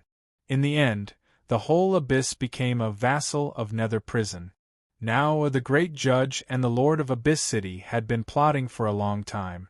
They found the array that had been covered in dust for a long time, found the array that exiled the Dark Qilin, and used it to summon it back. This was the reason why they dared to face Nether Prison. The Great Judge was the manager of the law enforcers. He was naturally unwilling to be mediocre and to let the whole abyss be under Nether Prison's jurisdiction. In the past, the abyss had suffered a great loss and had not recovered. But now, the Great Sage was presiding over the abyss. It was strong enough to resist Nether Prison. Moreover, Nether Prison was suffering from internal and external troubles. The turmoil in the forbidden lands of Nether Prison posed a constant threat to the 9 clans. Outside Nether Prison, powerful forces were eyeing them covetously. Earth Prison under the Netherworld had long been ready to make a move. Nether Prison had dominated this part of the world for so long, and it had long wanted to rise up and fight back. When Earth Prison's old Hades Tenzang led his men to attack Earth Prison, it was a wake-up call. Then, they ruthlessly suppressed Earth Prison. But now, under the internal and external troubles, their suppression had weakened, and various forces were rising to resist. The Abyss took this opportunity to break free from Nether Prison's control and regain its freedom. Once the abyssal demons regained their freedom, they could plunder the surrounding planes and small worlds to obtain more resources to strengthen themselves. At that time, even if the 9 clans of Nether Prison condemned them at the same time, the Abyss would have the capital to fight back. Boom! The dark Qilin let out a long roar as terrifying energy waves burst out from its mouth. One by one, Nether Prison experts were torn apart and killed under the terrifying attacks of the dark Qilin. The Nether Prison army retreated step by step. The dark Qilin's black scales radiated an awe-inspiring aura. Its dark golden, lantern-like eyes locked onto the warship in the sky. The next moment, its hooves stomped on the ground. The ground trembled. The dark Qilin soared into the sky. He stepped on the void, and the sound of his hooves shook the sky. There was a loud bang. His head smashed hard against the warship. The huge Nether Prison battleship hovering in midair was knocked to the side by the impact. The dark Qilin's body was massive. Even though it wasn't as big as the warship, it still looked like a small mountain. The warship was blasted to pieces. Flames emerged from the warships, and experts leaped out of the warships in an attempt to escape. There was a tearing noise. The sound of something tearing through the air resounded. One after another, the abyssal demons flapped their fleshy wings and flew over. Poochie! Poochie! In the void. Blood splattered in the sky. The bodies of the Nether Prison experts were torn to pieces by the abyssal demons, turning into a vigorous mist of blood that dissipated in the void. For a moment, the scene was a brutal massacre. The remaining 2 warships had already begun to slowly retreat. The appearance of the dark Qilin made the Nether Prison experts realize that the situation was hopeless. Unless the 3 great sages in charge could return and save the situation, they would not be able to do so. However, the 3 great sage were fighting the great judge in the boundless starry sky. Boom! All of a sudden, from Abyss City, the sound of an explosion rang out. A black pot burning with black earth prison flame pressed its paw on the face of a young man and kept flying out. There was a loud bang. The young man was pressed to the ground, and the black dog continued to move forward, causing the ground to crack. A terrifying pressure spread out, causing many people to involuntarily pay attention to it. Boom! The dark Qilin landed. It opened its mouth and let out a roar. The roar was deafening, surging into the sky, and its target was the Lord Go, who was pressing down on the Lord of Abyss City. At this moment, the Lord Go's body was tall, and its black fur was extremely soft. The black earth prison flame was burning, and its eyes were crimson. It seemed to have heard the dark Qilin's roar. The Lord Go jerked its head up and looked at the dark Qilin. It opened its mouth and barked. The dog's bark seemed to cause the mountains to collapse and the earth to crack. It shook the sky. The dark Qilin suddenly felt a terrible pressure coming toward it. Then, it took a step back and lay on the ground, not daring to move. Boom! The Lord of Abyss City was furious. Suddenly, a towering aura burst out of its body. All of a sudden, Lord Dog leaped up. The next moment, the appearance of the Lord of Abyss City began to change. It became more and more terrifying and ferocious. Its sharp voice soared into the sky as if to shatter the world. With a boom, it shot up and fell like a cannonball, landing on the dark Qilin's head. The Lord of Abyss City's eyes shone like torches. Its dark golden eyes were fixed on the Lord Go. Then, it raised its head and glanced at the flickering starry sky. Dark Chelan, hold this black dog for me first. When I return, we will kill it together, the Lord of Abyss City said coldly. He patted the dark Chelan's head. The next moment, the wings on its back flapped.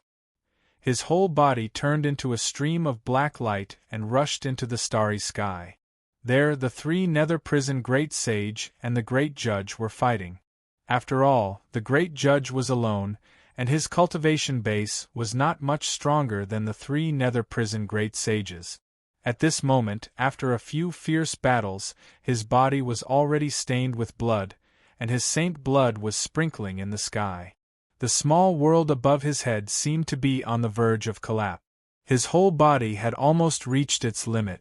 However, with a whistling sound, the Lord of Abyss City roared and rushed up from the ground, joining the battle. In an instant, the situation had turned into a one-sided battle. The Lord of Abyss City was not an ordinary great sage. As soon as he joined the battle, how could the three Nether Prison Great Sages stop him? They were defeated almost instantly. Their saint blood sprinkled in the void. A great sage was torn to pieces by the Lord of Abyss City and died on the spot. Even his soul had been crushed and collapsed. As for the remaining two little saints, one was wounded and fled, while the other was suppressed by the Lord of Abyss City under the starry sky with chains constantly piercing through his body. Just like that, the battle of the great sage seemed to have come to an end. Bufang walked out of Abyss City. The fierce battle scene made him suck in a cold breath. This kind of battle was very terrible. The weakest of the two sides were true immortals. This kind of battle was simply unimaginable in the past. What surprised him the most was that the Abyss seemed to have the upper hand. Looking at the Nether Prison experts being stained with blood, Bufang's face grew serious. Of course, he didn't pay too much attention to it. His eyes passed through the crowd and finally locked on the blood-robed judges, who were hovering in midair and supporting two arrays. His targets were these two.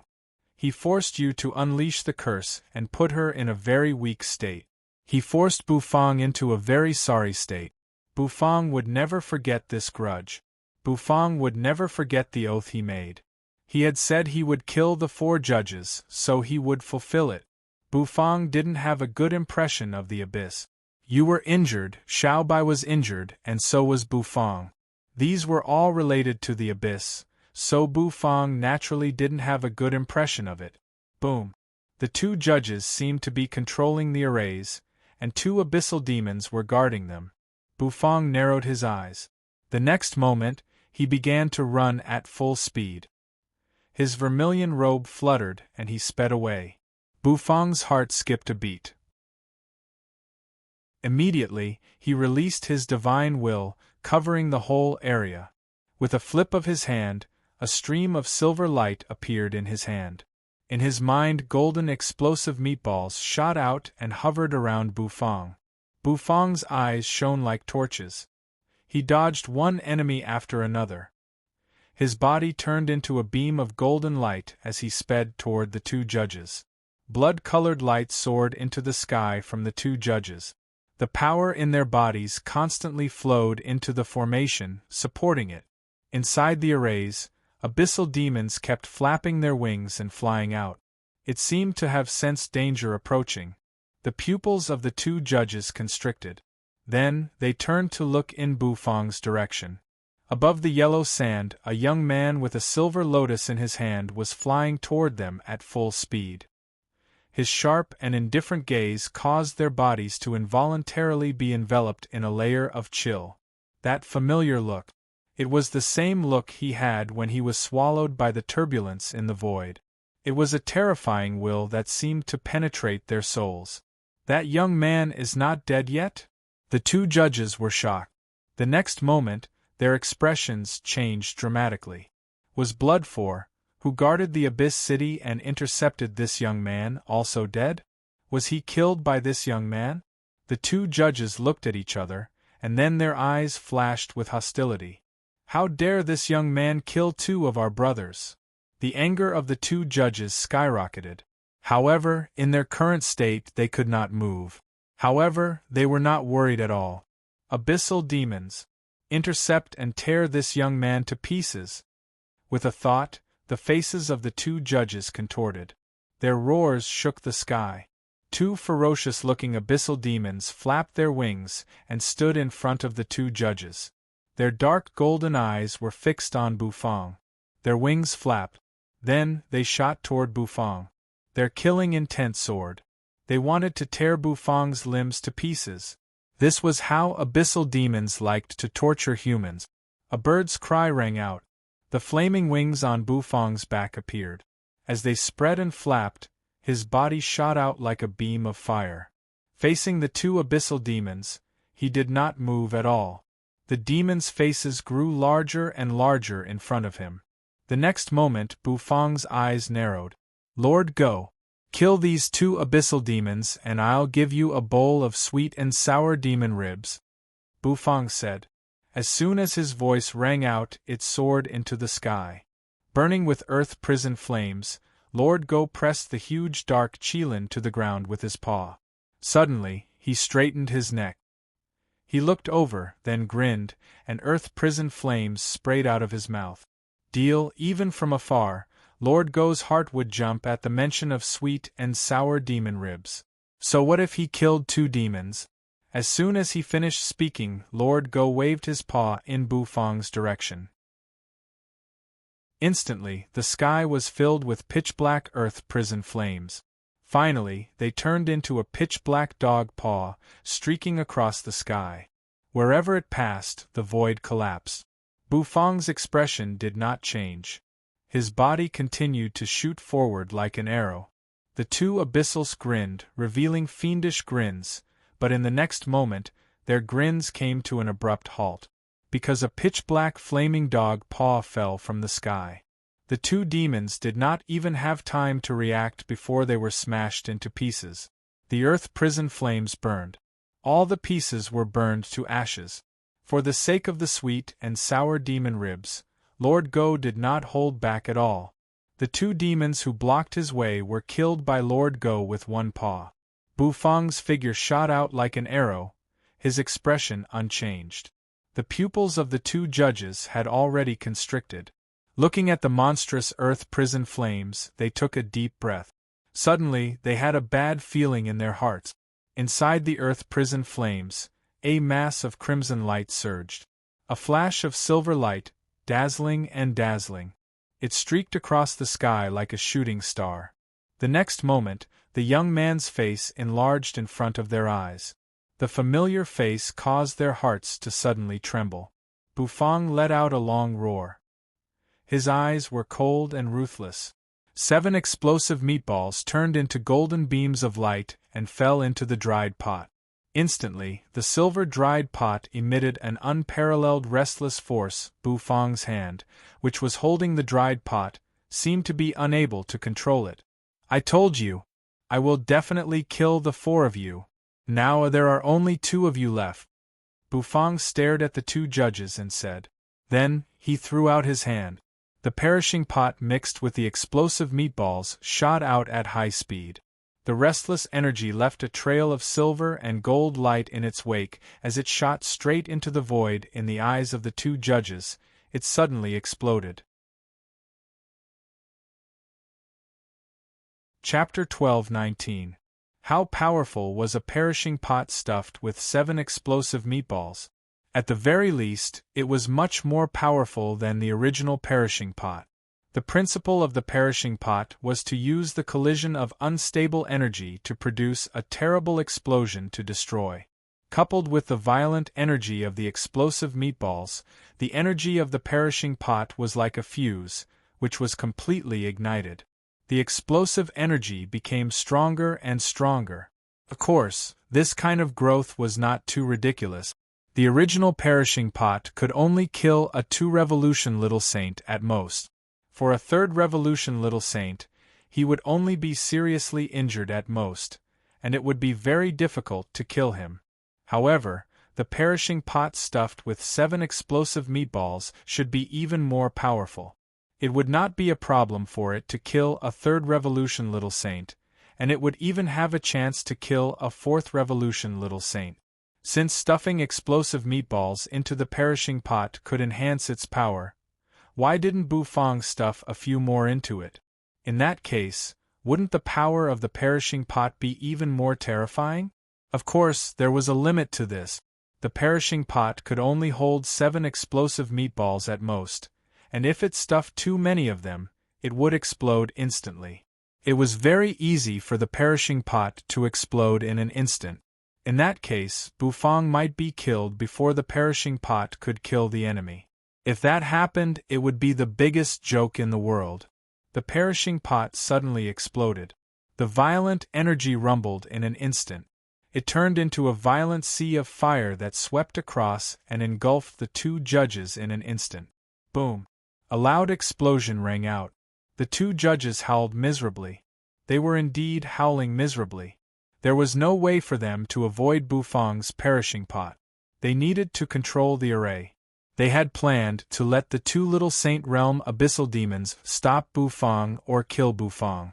But who would have thought a dog paw fell from the sky? It turned the 2 little Saint Realm abyssal demons into ashes. This was a killing that didn't give them any face. Without the obstruction of the 2 abyssal demons, Bufang's perishing pot came unimpeded, appeared in front of them, and exploded. The instant explosion erupted, they were simply unable to dodge and were engulfed by the sea of flames. Boom! The formation trembled for a while before finally shattering with a loud bang. There was a cracking sound. At this moment, the rotating blood-colored formation shattered like glass. The 2 judges howled miserably as flames spread across their bodies. A mushroom cloud soared into the sky. It was incomparably shocking. In the next moment, waves of air blasted out. Bufang stood still, his chest heaving violently. This was the most powerful move he could execute so far. It was only because he had seized the opportunity that he had the chance to blast it out. Victory or defeat would be decided in this moment. Bufang's eyes were fixed on the fire. A sea of fire surged incessantly. The next moment, the sea of fire suddenly exploded. A figure rushed out of it. The figure was covered in flames, and his eyes were full of murderous intent. He stared at Bufang and let out a roar. In a flash, the man on fire drew an arc in the air and sped toward Bufang. He wanted to tear Bufang to pieces. However, just as the man on fire was approaching, Little Hu, who had been lying on Bufang's shoulder, dashed out and hovered in front of Bufang. Her 4 small and exquisite claws kept waving in the air. Then, she opened her fox mouth wide. Buzz waves of mysterious fluctuations gathered in her fox's mouth. The next moment, a dazzling golden light shone. Boom, boom, boom, boom. Golden energy shells shot out of her mouth, tearing through the air and mercilessly bombarding the man on fire with bursts of sonic booms. Boom, boom, boom. Explosions rang out again and again, and the man on fire was swallowed up by the flames. There was a series of explosions. Little Hu closed her mouth and burped. Green smoke came out of her mouth. After the bombardment, Little Hu's 2 fox tails swayed in the air. Then, she dashed out like a stream of light, scurried to Bufang's shoulder, and lay there quietly. Bufang stood still, his vermilion robe fluttering in the wind. He looked indifferently at the man on fire in the distance. The smoke and dust dispersed. The man on fire stared at Bufang, unwilling to give up. The next moment, he fell to the ground with a crash, kicking up a cloud of dust. The surroundings seemed to be a little quiet. Many experts of the abyss watched in disbelief. The array was destroyed, and 2 judges were killed by a young man. For a moment, this situation made them a little confused. Soon, these people came to their senses. The next moment, they crazily shot toward Bufang. One by one, the abyssal demons opened their mouths and let out sharp roars. Their roars were deafening. They tore through the void and swooped toward Bufang. Bufang glanced around indifferently. In his mind, Bufang retracted his divine will. He felt weak all over. Obviously, using the perishing pot had consumed a lot of his energy. However, he was satisfied with the result. A perishing pot stuffed with 7 explosive meatballs had blown the too little saint to death. This was Bufang's highest achievement so far. Of course, it was a little opportunistic, but luck was also a part of one's strength. Bufang exhaled softly. Bufang raised his hand and touched little Hu, who seemed a little tired. His mind flickered. In just a flash, his figure disappeared from where he stood. Boom! The abyssal demons poured over, and their attacks bombarded the ground. The whole ground was instantly devoured by countless energies, cracking and filling the sky with yellow sand. An incomparably huge and deep pit appeared on the spot. However, the young man was nowhere to be seen. It seemed that he had been turned into ashes. In the void, Lord Go pressed his paw on the dark Qilin's head. The latter's entire head lay on the ground, unable to move. Lord Go grinned, and the smell of alcohol gushed out of his mouth. He gave the dark Qilin one last look, then swung his paw. Puff! Dark blood spurted out. The dark Qilin roared in pain. His aura suddenly rose and became incomparably violent. One of the dark Qilin's legs was broken by Lord Go's paw. Lord Go grabbed the Qilin's hoof and fled into the void. Striding with his enchanting cat-like steps, he twisted his dog butt and disappeared. Bufang Kid ran away after killing the abyssal demons. There was no point for Lord Go to stay here. He had played with this fool for so long, so it wasn't a loss for him to leave after collecting the interest. In the void, in the boundless starry sky, the clanking of the blood-colored chains rang out. Then, a nether prison great sage was covered in blood, his hair fluttering in the wind. His body was pierced by the chains and could not move. The great judge grabbed the chains. The Lord of Abyss City changed back into his human form, his eyes filled with ferocity. "We've won this battle. Let's go back," he said. The city lord said. Covered in blood, the great judge grinned. After this battle, Nether Prison would no longer be able to look down on the abyss, and it might not send an army here in a short time. The main reason was that Nether Prison did not have the time and energy to do so. Meanwhile, the abyss could take advantage of this period of time to develop. As long as all the exiled abyssal demons returned through the array, the abyss's strength would rise to another level. Holding the chains, the great judge followed the city lord and left the starry sky. Fighting in the starry sky consumed a lot of energy for a great sage. Although the great sage could walk in the starry sky, it cost him his own energy. There was no energy supply in the starry sky. Once his energy was exhausted, even the great sage would be completely devoured by the energy in the starry sky. With a Nether Prison great sage in their hands, the two of them returned to Abyss City. They looked at Abyss City from the distant sky. Their pupils constricted abruptly. Roars rang out incessantly in the abyss. The ground was full of potholes, and the smell of blood permeated the air. Most importantly, the blood-colored array had shattered and disappeared. Where's the array? Why is it gone? Where are Blood 1 and Blood 2? The great judge's pupils constricted, and then he quickly landed in front of Abyss City. Rumble!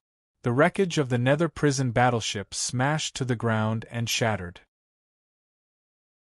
The heads of the Nether Prison experts were mercilessly torn to pieces by the abyssal demons who suddenly shot over.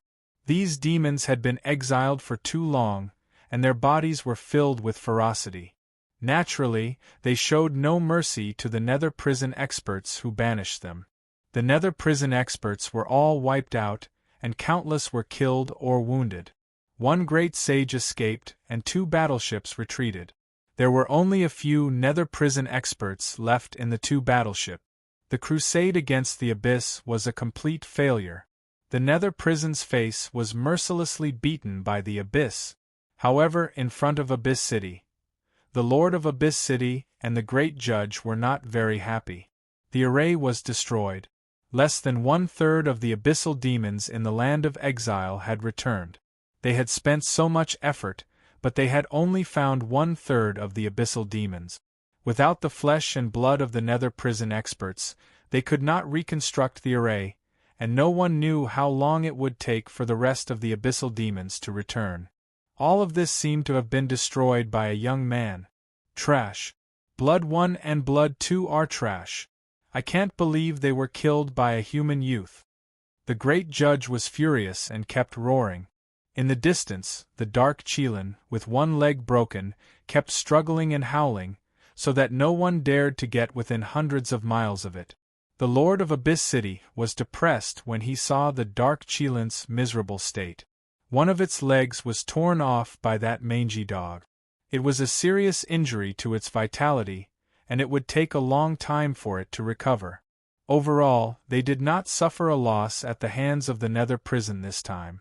Instead, they suffered a great loss at the hands of a dog and a chef. The array was destroyed, and the Chelan was seriously injured. It was all because of those two damned people. Find out where that chef came from. He destroyed my array and hurt my Chelan. Unforgivable. The Lord of Abyss City said coldly, suppressing his anger. His voice spread out in an instant. As for that mangy dog, the Lord of Abyss City felt powerless. He could not beat that dog. What could he do? He was desperate. In the heaven and earth farmland, as soon as Bufang entered the farmland, he sat down on the grass. He was gasping for air. His face had become abnormally pale and bloodless. Little Hu lay on Bufang's shoulder, licked Bufang's face, and rubbed it intimately. In the distance, Nyo Hansan sped over and appeared in front of Bufang. When he saw Bufang's pale face, he let out a groan. Owner Bu, how did you end up like this? Come, this old bull will go and find you a good steak. You have to nourish yourself. You have to nourish yourself, Nyo Hansan said. Bufang raised his head, glanced at Nyo Hansan, and twitched the corner of his mouth. How are you doing? Bufang breathed a sigh of relief. Oh, old Nyo was about to tell you that Sister Nethery has woken up. She's in good condition, Nyo Hansan said. In the distance, in front of the wooden hut, the Netherworld ship was docked there. A pretty figure was sitting on the deck of the ship, swinging her long, white legs. The figure's face was pale, without any color, and her eyes were incomparably dark. Her hair was grayish-green, between black and green apparently. The effects of the curse had not been completely suppressed. Bufang and Nyo Hansan walked over. Bufang saw you from a distance. Bufang exhaled softly when he saw that the latter had woken up. The 4 judges who had forced you to unleash her curse were all killed by Bufang. It could be considered that he had helped you to vent her anger. As for the first killing mission given by the system, he completed it without any mishap. When Bufang came in front of you, their eyes met, and the system's serious voice rang in his head. Chapter 12:20. The moment his eyes met Yu's, the system's solemn voice resounded in Bufang's mind. Congratulations to the host for completing the slaughter mission. The reward will be issued, huh? The system's words made Bufang's eyes slightly narrow. The slaughter mission was completed? He exhaled softly. Bufang suddenly understood.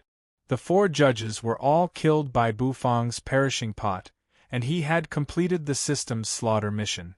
When Yu's curse broke out and she fell into a deep slumber, Bufang was enraged, and the system issued a temporary task.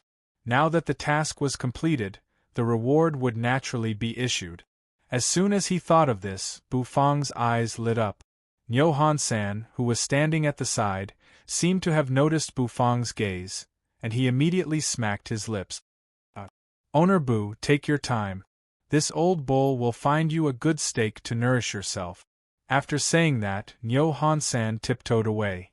Before leaving, he gave Bufang and Yu a meaningful look. Although Yu's complexion was pale, it didn't affect her appearance in the slightest.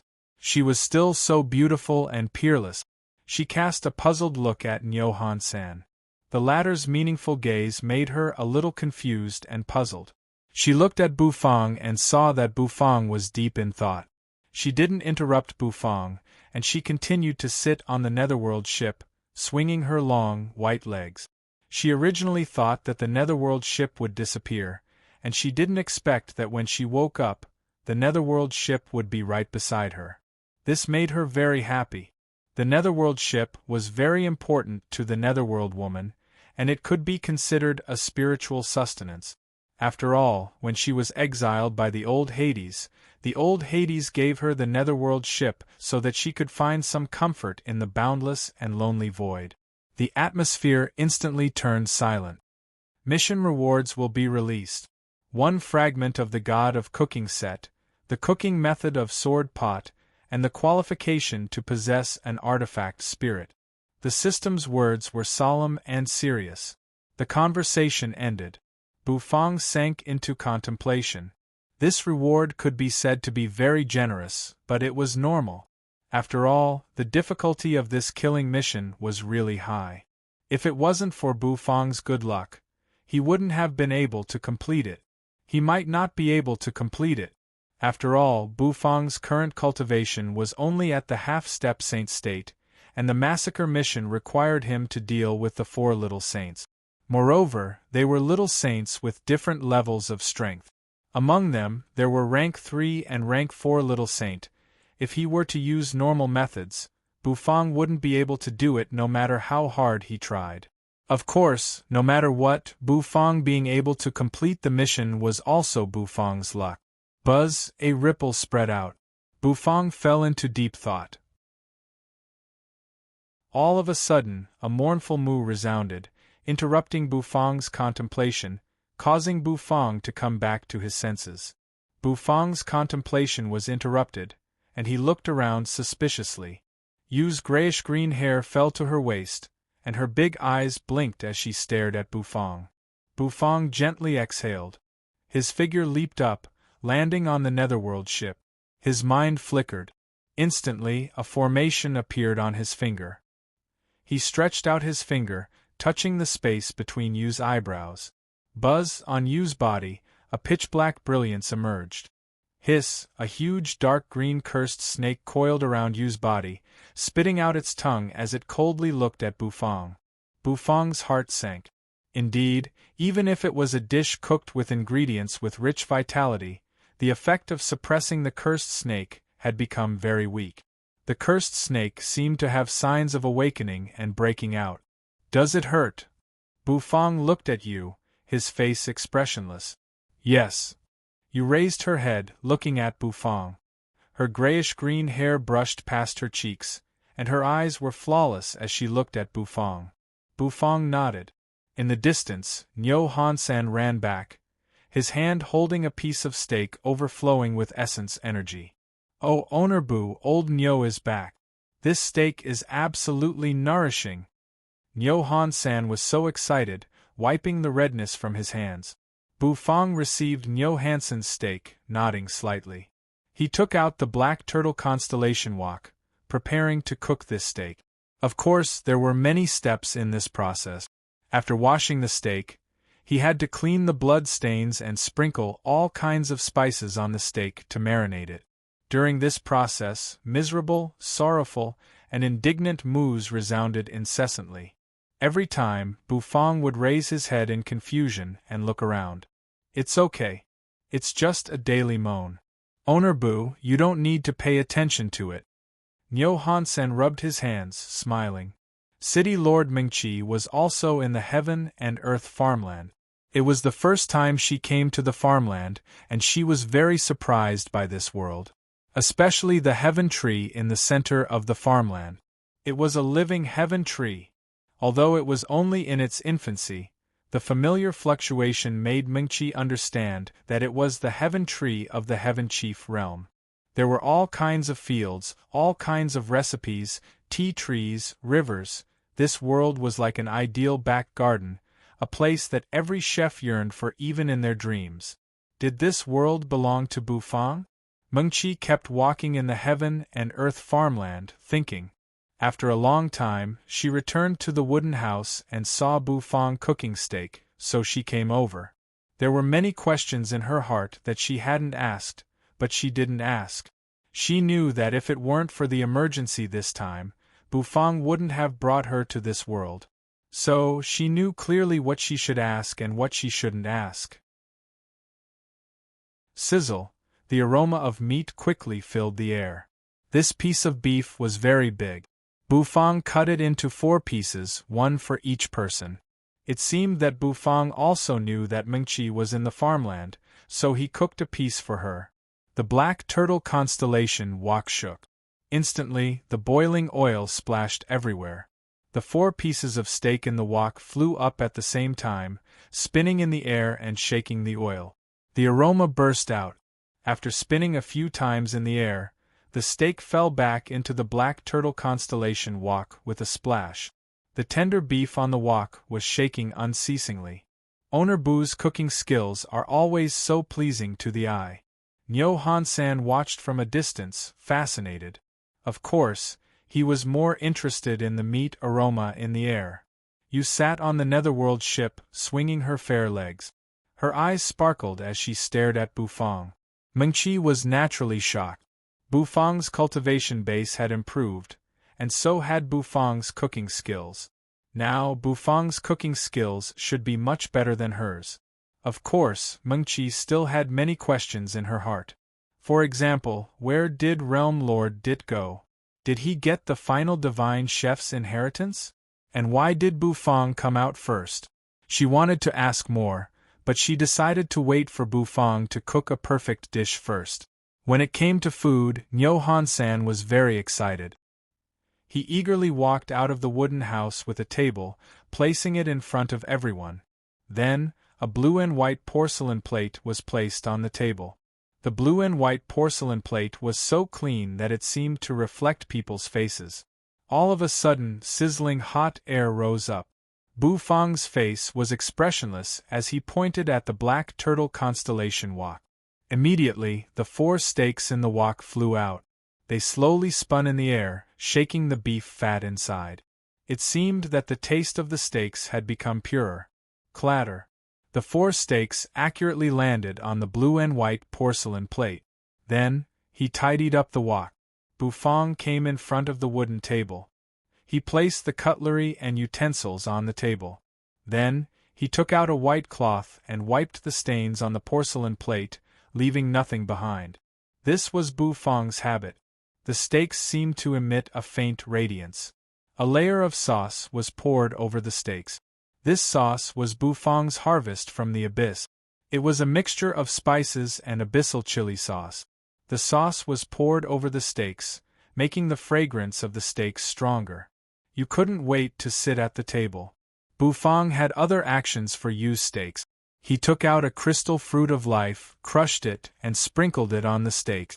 The energy of the crystal fruit seeped into the steak. Then, he took out a small jar that looked like a crystal. There was only less than half of the crystal source purple essence left in the jar.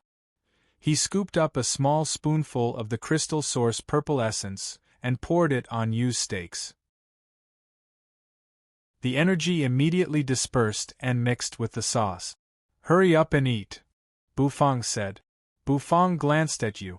Nyo Han-san looked at Yu's steaks, which were overflowing with energy, and then looked at his own dish. His heart immediately became unbalanced.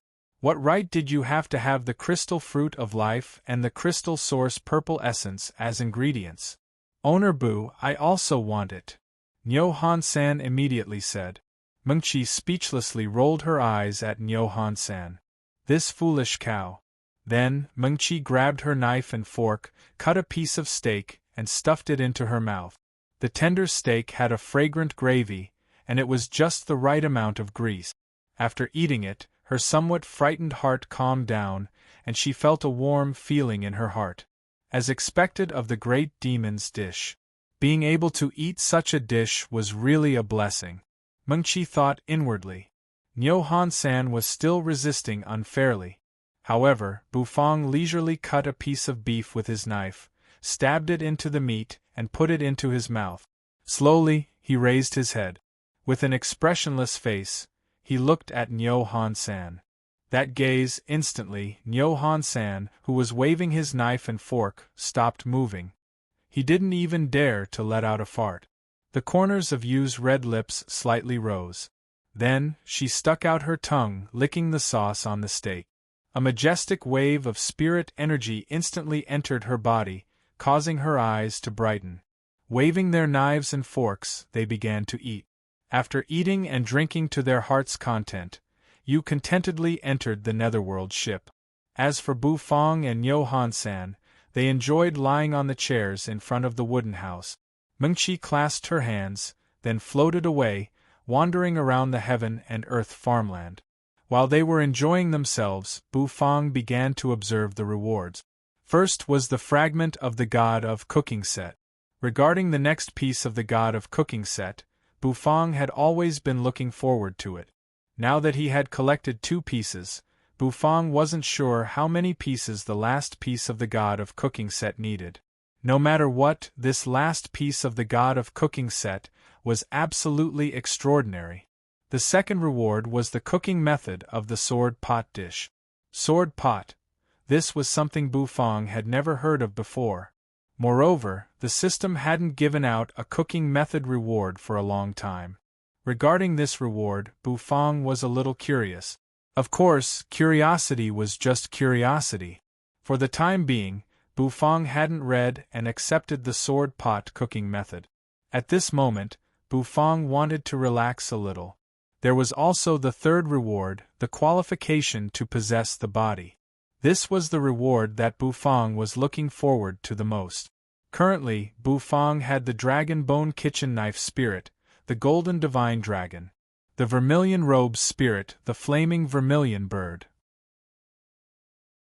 and the Black Turtle Constellation Walk Spirit, the Sky-Dominating Black Tortoise, and the White Tiger Heaven Stove Spirit, the Proud White Tiger. These artifact spirits were very strong. Some of them had accompanied Bu Fong as he grew up, so Bu Fong knew how strong they were. But when it came to possession, Bu Fong had no idea what it was. System, this qualification to possess the body by the artifact spirit. What does it mean? Bu Fong asked the system. The system was silent for a while, then gave a faint answer. The host can try it once. As soon as the system finished, Bu Fong was stunned. Then, his mind flickered. His spirit sea suddenly surged with waves. The Golden Divine Dragon, which was originally coiled in Bu Fong's spirit sea, suddenly opened its eyes, which emitted a dazzling radiance. A dragon's roar resounded. Its aura suddenly rose. In front of the wooden hut, Nyo Han-san, who was leisurely lying on a chair with Bu Fong, smacked his lips in satisfaction. The gentle wind blew, making him feel extremely comfortable. Suddenly, an unparalleled pressure suddenly burst forth. Nyo Hansen's eyes suddenly widened. He turned his head to look at Bu Fong as if he had seen a ghost. With one look, the ox's eyes almost popped out. Chapter 12:21.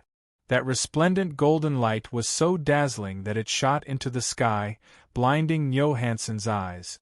It was like a precious treasure that had been covered in dust for a long time was suddenly wiped away. Its brilliance, which had been covered for countless years, suddenly broke free and revealed its brilliance.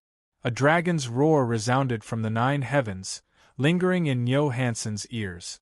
It caused goosebumps to rise all over Nyo Hansen's body. The pressure descended, ruthlessly pressing down on Nyo Hansen's body. A cracking sound rang out. The wooden chair that Nyo Han-san was sitting on instantly shattered. His plump body suddenly fell to the ground, and all the fat on his body trembled at this moment. What the F***ck? This was the first sentence Nyo Han-san shouted after opening his eyes wide. In front of his eyes, the golden light gradually dispersed. Soon, the true appearance of the source of light was revealed. What the F***ck? It was still the same. What the F***ck? At this moment, only this sentence could fully express the shock in Nyo Hansen's heart. Boo. Owner Boo? Nyo Han-san took a deep breath. He felt that everything in front of him was fake. because in front of him Bu Fang's figure was standing there. That's right. It was a curvy figure, the kind that had a curvy figure swish, a wave of golden light circulated, accompanied by a rhythmic dragon roar. Then, his golden hair fluttered, and a dazzling radiance shot out from his blurred eyes. Hey, little Nyonyo. Bu Fang squinted his eyes. He propped his chin up with one hand and placed the other on his waist. That posture was enchanting and dazzling. Nyo Han-san was dumbfounded. They were obviously lying on the chair together. Why did Owner Bu suddenly go crazy? He even dyed his hair in an instant. He had to admit that this golden hair was quite beautiful. Wait a minute, little Nyonyo? Owner Bu, who is your little cow called?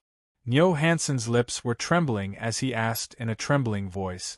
Little Cow Cow is calling you. The corners of Bu Fang's mouth curled up, revealing a smile that sent chills down Nyo Hansen's spine. He even raised his eyebrows at Nyo Han-san. Nyo Han-san was stunned, unprecedented, heaven and earth collapsing, the three views of the world destroyed, the end of the world.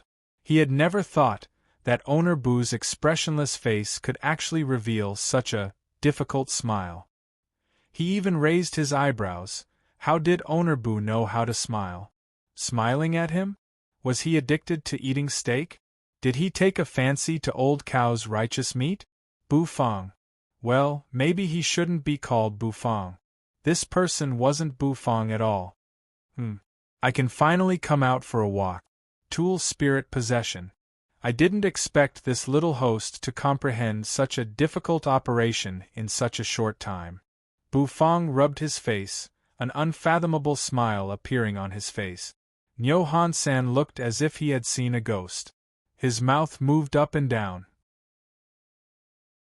But little host still has a conscience. This handsome dragon has accompanied him for so long. If he doesn't let this handsome dragon experience tool spirit possession first, this dragon won't let him off. Bu Fang muttered something under his breath. The hand that was rubbing his face was stroking his hair. The ends of his golden hair fluttered. Are you still Owner Bu? Nyo Hansen's eyes widened as he said in disbelief. He gulped down a mouthful of saliva. This guy was definitely not the incomparably cold, expressionless Owner Bu. Which flirtatious slut dared to have sex with Owner Bu? Or Nyo Han-san was terrified. Could this be Owner Bu's second personality that he had been hiding for a long time? But it made sense. He was expressionless every day. He must have gotten sick from holding it in. Buzz. All of a sudden, Nyo Hansen's eyes shrank. The golden-haired Bu Fang's figure suddenly disappeared, and the next moment, he was already holding Nyo Hansen's neck. Nyo Han-sen felt that his thick neck was about to be broken. His mouth opened, and his eyes widened. How could he be so intimate with Owner Bu? This was unprecedented intimacy. Owner Bu's secret had been discovered. Was he going to kill him? Little Cow Cow is calling you. Also, this handsome dragon has to remind you that I'm not Bu Fang. You can call me Nicholas the Handsome Dragon. Blonde Bu Fang had a smile on his face as he reached out and patted Nyo Hansen's horn. What's that? Nyo Han-san was dumbfounded. Say your name again if you dare. It's not that. It's Nicholas the Handsome Dragon. Blonde Bu Fang said solemnly. Nyo Han-san felt that the world seemed to be a little messy and bumpy. After pondering for a while, he said, It's not as good as this old bull's Nyo Han-san. Blonde Bu Fang was not convinced. How can Nicholas the Handsome Dragon not compare to you, a rustic Nyo Han-san? Tell me? If you don't tell me, I'll skin you alive. Blonde Bu Fang tightened his grip on Nyo Hansen's neck. Nyo Han-sen felt very aggrieved. Be reasonable. Nicholas the Handsome Dragon. What kind of weird thing was this? How could it be as simple and direct as Nyo Han-san? Suddenly, the corner of Blonde Bu Fang's mouth twitched. His face changed. He loosened his grip on Nyo Hansen's neck. Blonde Bu Fang waved his hand helplessly, his face filled with helplessness. All right, I don't want to waste time. It's not easy for me to come out for a breath of fresh air, and you won't let me stay a little longer. You're really stingy, blonde Bufang said helplessly. Then, his golden hair began to slowly turn into a greenish-black color. In his spirit sea, expressionlessly, Bufang hovered in midair. In the distance, Vermilion Bird widened its eyes, staring at him. The white tiger was lying in the distance, glancing at him. The black turtle was motionless. I told you. You should let me out. That stupid dragon is a retard. What a waste of time. Vermilion Bird seemed a little indignant. Her pleasant voice lingered in his spirit sea. Bufang's face was expressionless. He felt that he had made a wrong decision. Artifact spirit possession. Is this what it means? It seems a little. Bufang was speechless. Well, little host, don't be fooled by that stupid dragon. He's strong. Spirit possession will be your main attack for a long time, Vermilion Bird said. Her eyes seemed to look at Bufang strangely. We didn't expect that little host could activate spirit possession so quickly. But it's good. We old fellows haven't gone out for a breath of fresh air for tens of thousands of years. What's the use of spirit possession? Bufang sat cross-legged in the spirit sea, his black hair fluttering in the wind. He looked at Vermilion Bird, his face expressionless. What about the so-called spirit possession? With your consent, the few of us old fellows can temporarily take control of your body, allowing your physical body to possess an extremely powerful combat strength. This combat strength is very strong. Of course, there's a limit to the duration of this possession. Little host's current cultivation base should be at the half-step saint realm. This cultivation base is still not good enough, but I don't know what opportunity little host had to activate this skill, so little host's body shouldn't be able to withstand it for too long. About the time it takes for half an incense stick to burn is the limit in the future. As little host's cultivation base increases, the duration of spirit possession should also increase, Vermilion Bird explained. Spirit possession. Will you seize the opportunity to seize my body? Bufang asked with a frown. Vermilion Bird was stunned. Then, he glanced at Bufang with a faint smile and said, You are the host. How would we dare to do that? Besides, you are the controller of the artifact spirit possession. If you want to withdraw from the possession during the process, you can do so directly. Most importantly, occupying the host's body. You'll be punished 1,000 times, Vermilion Bird said with a smile. In the distance, White Tiger, who was lying on the ground, snorted. Obviously, he found Bufang's idiotic question a little ridiculous. The black turtle was still floating motionlessly. Bufang pondered. With his hands clasped behind his back, he seemed to understand the function of spirit possession. His mind flickered.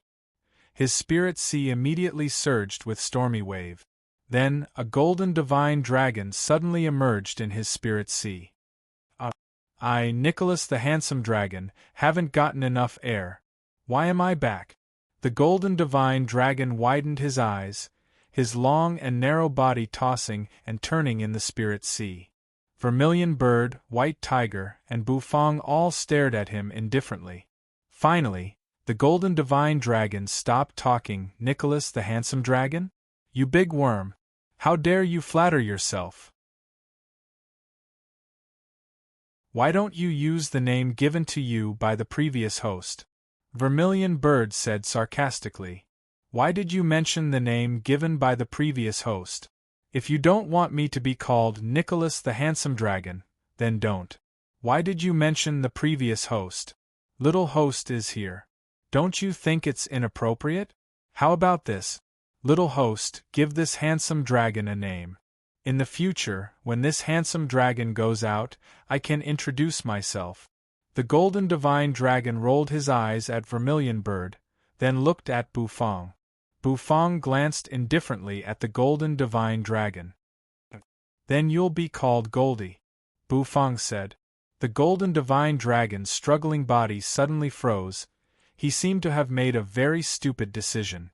He actually asked Bufang to give him a name. This little host was the same as the previous host. He was a complete failure at naming things. Then, ignoring the golden divine dragon's hopeless expression, Bufang turned to look at Vermilion Bird. Don't, little host, just give this stupid dragon a name. I have a nice name, Fusang. I'm called Mulberry, Vermilion Bird said hurriedly. Bufang was taken aback. He nodded, then turned to look at White Tiger in the distance. White Tiger's fur seemed to stand on end. This White Tiger also has a name. It's called Howling. White Tiger said, raising his head proudly. Oh, then give me a howl. Bufang said expressionlessly. Howling, give me a howl. Bufang said. White Tiger stared at Bufang, his face expressionless. If this guy wasn't the host, he would be the first to slap him to death. White Tiger was acting arrogant again. Bufang twitched his mouth, then turned to look at Black Turtle. Black Turtle's body emitted an earthy yellow halo. He seemed to have sensed Bufang's gaze. His eyes moved slightly and fell on Bufang. Little host, this turtle also has a name, Black Turtle said. What's your name? Bufang was curious. Black Turtle, Black Turtle said. Bufang nodded. This name is nice. It's much more interesting than Howling. From afar, White Tiger let out a furious roar. Nyo Han-san was almost strangled to death. However, all of a sudden, the huge force on his neck loosened. Nyo Han-san coughed for a while and looked at Bufang. He was shocked again. Bu? Owner Bu? Nyo Han-san looked at the black-haired Bufang and asked uncertainly. Whatever you see or hear next, don't take it seriously. It's not done by me, Bufang. Bufang looked at Nyo Han-san and said expressionlessly. What did he mean? Nyo Han-san was confused again. Why was Owner Bu's words so profound now? Boom. In the next moment, a tremendous pressure appeared once again. This time, there was a fiery aura in the pressure. Boom. Nyo Han-san was shocked. He hurriedly retreated a few steps, clutching his neck. He widened his eyes and looked over, his eyes filled with vigilance. Flames appeared in the distance, as if there was a red flame burning. The vermilion robe on Owner Bu seemed to have come to life, constantly emitting a red light, as if there was a vermilion bird flying, its feathers fluttering. The red-haired Owner Bu turned his head and looked at Nyo Han-san. The charm that appeared on his face, it made Nyo Han-san feel a chill from the soles of his feet. At this moment, there was only one sentence left in Nyo Hansen's mind. F***ck. He had never realized Owner Bu could actually be so charming.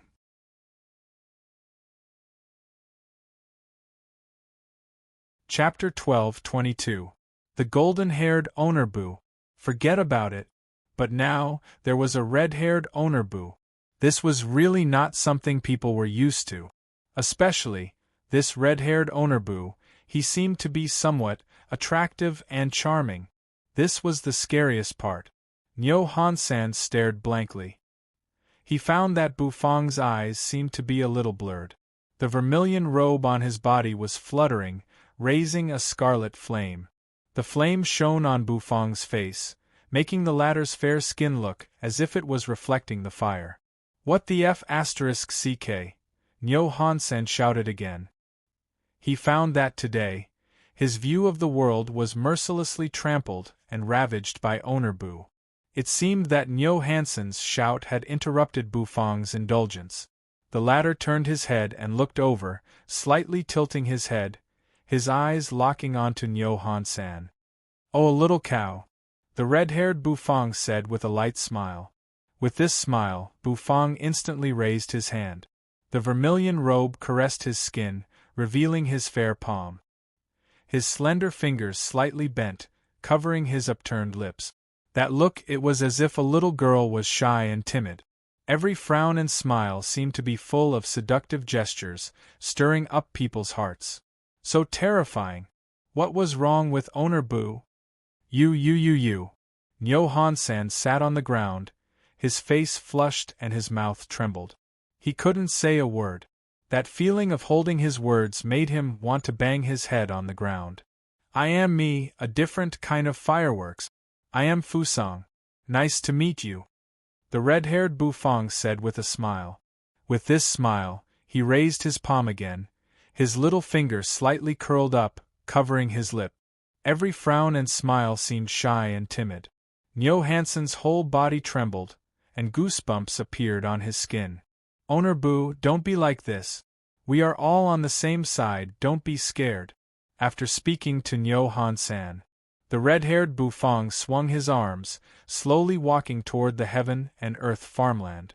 The fresh air drifted over, causing the red-haired Bufang to squint his eyes and take a deep breath.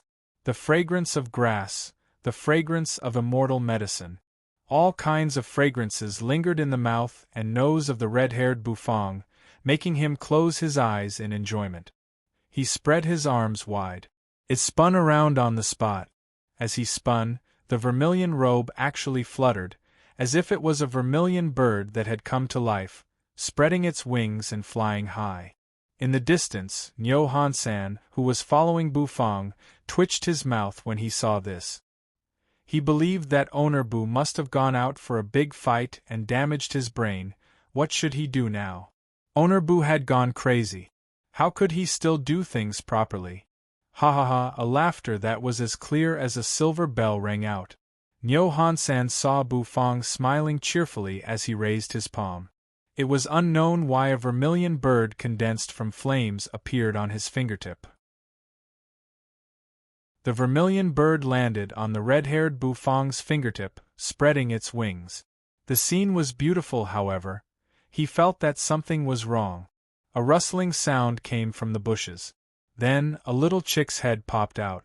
The 8 treasures chicken curiously looked at the dancing Bufang, its small eyes filled with curiosity. Above the chick's head, a huge head also popped out.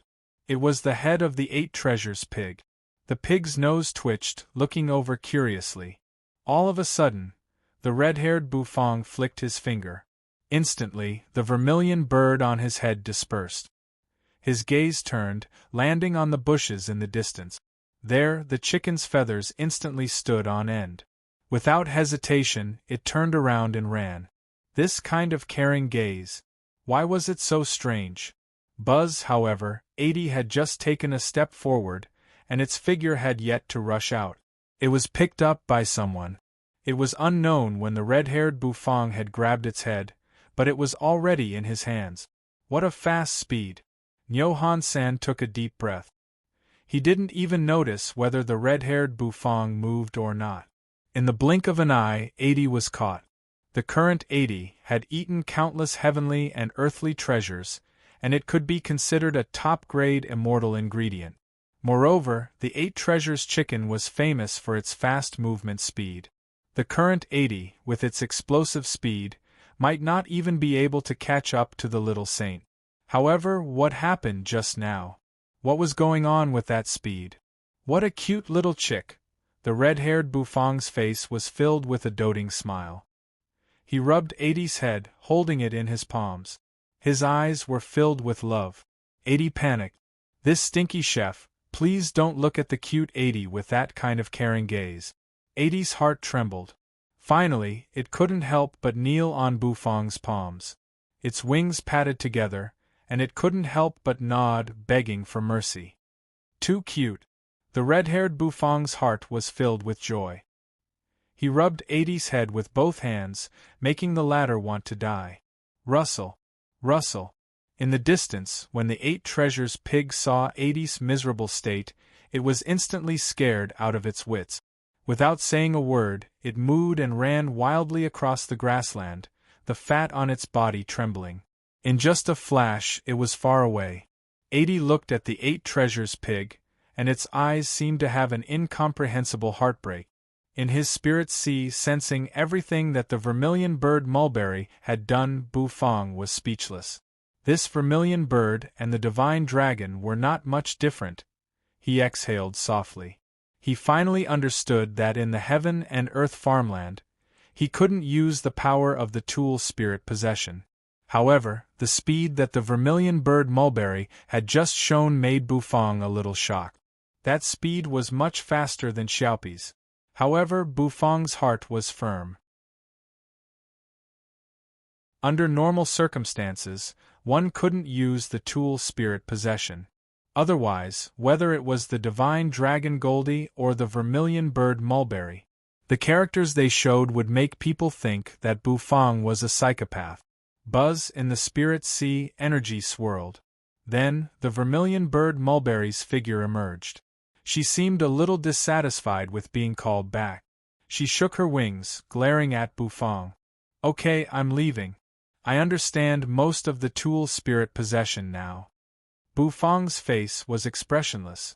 Then, he planned to leave the Spirit Sea. In the distance, the white tiger howling sky wasn't happy. Its arrogant eyes stared at Bufang. I haven't gone out for some fresh air, the white tiger said. As if he had heard the white tiger howling sky, Bufang calmly turned his head. Wanna go out for some fresh air? Bufang asked. When the white tiger heard this, it snorted proudly. Howling howl, Bufang said, his face expressionless. The white tiger howling sky was enraged. It opened its mouth and roared. The corner of Bufang's mouth twitched. He snapped his fingers. Then, his figure disappeared from the Spirit Sea. Waves surged in the Spirit Sea. The golden divine dragon Goldie recalled the feeling of being possessed, and the vermilion bird mulberry's eyes were blurry. The black turtle was still motionless. The white tiger was roaring angrily at the side. After a long time, it finally quieted down. I didn't expect Little Host to be able to activate the tool spirit possession so quickly.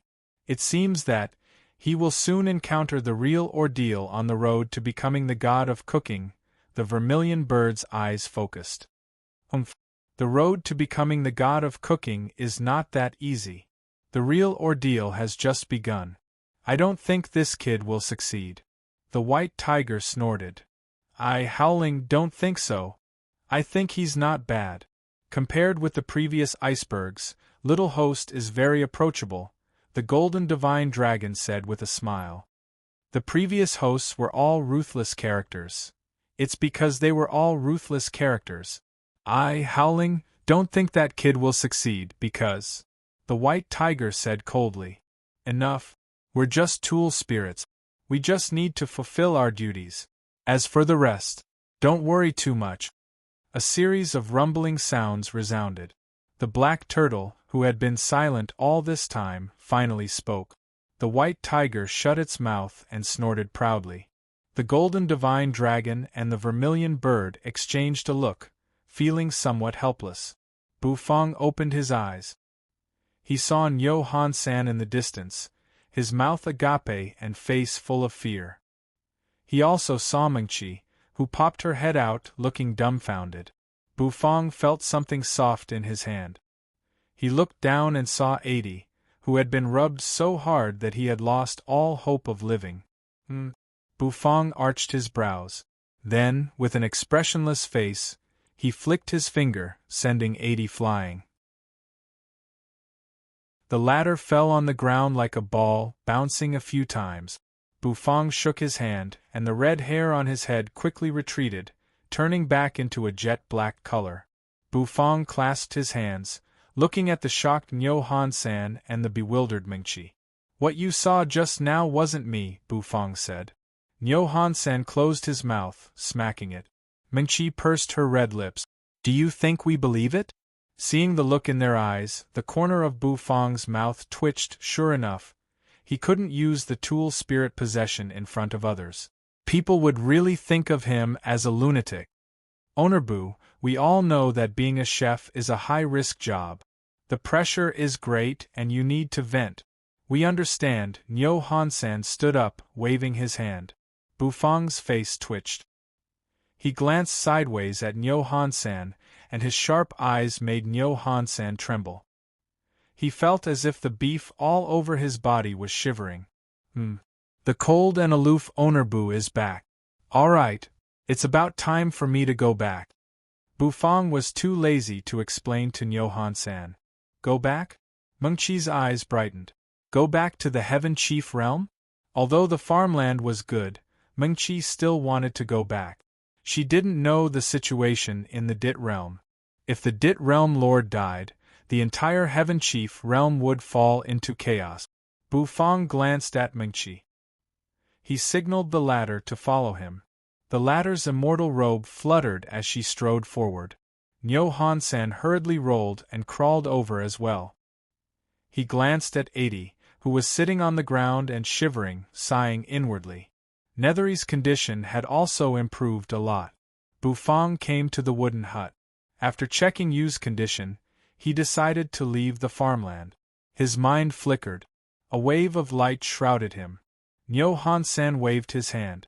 Bu Fang and the other two disappeared. Buzz, the pungent smell of blood filled the air, rushing into Bu Fang's mouth and nose. Bu Fang couldn't help but frown, gasping for breath. Yu and Mengqi couldn't help but cover their mouths and noses. He raised his head and looked around. His surroundings were in ruins, and there was only a large crater. In the distance, he saw the walls of the Abyss City. Congratulations to the host for completing the Abyss mission. You will now return. Do you want to return? In his mind, the system's solemn and serious voice resounded.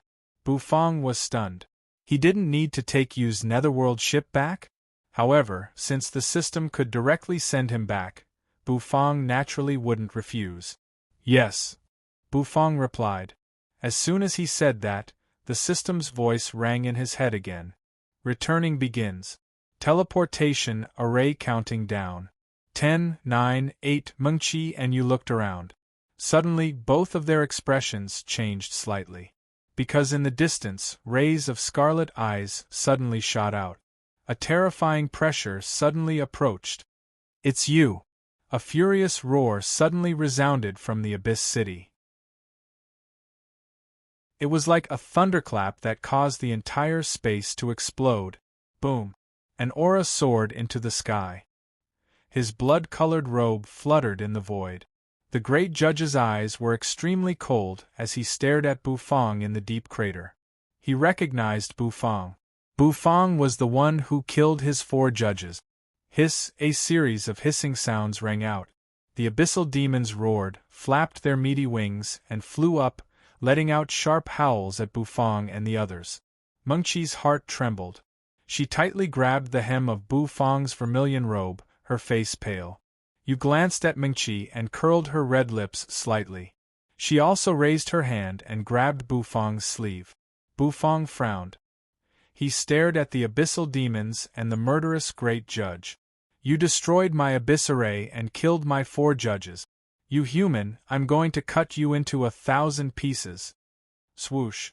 The void suddenly collapsed. A blood-colored sword appeared in the great judge's hand. The long sword was thrown out fiercely. It seemed to have turned into a blood dragon, shooting toward Bu Fang. The terrible pressure made Mengqi feel as if all the blood in her body was about to be sucked dry. This was the pressure of the great sage, extremely terrifying. Bu Fang also took a deep breath. White spots of light emerged above his head.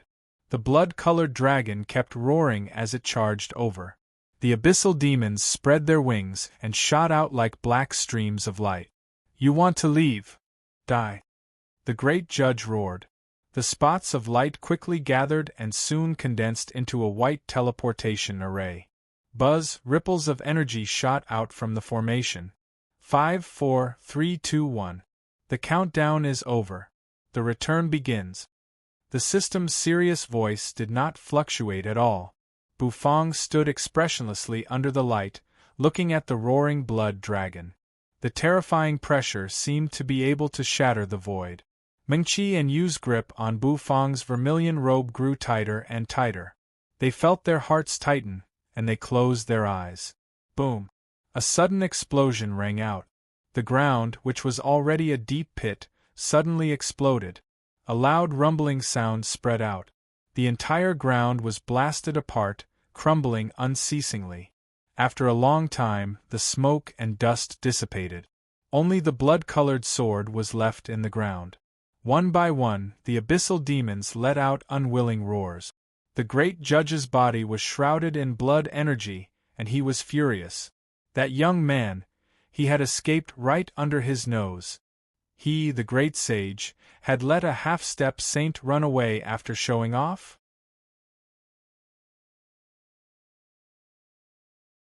Chapter 12:23. Boom.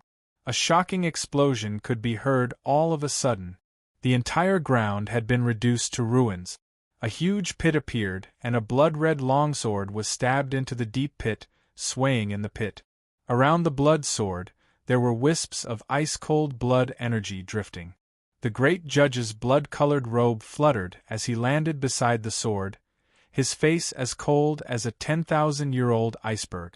I can't believe I let that young man escape. A teleportation array? With a clang, the sword was pulled out and the ground caved in. He took a deep breath and exhaled the depression in his heart.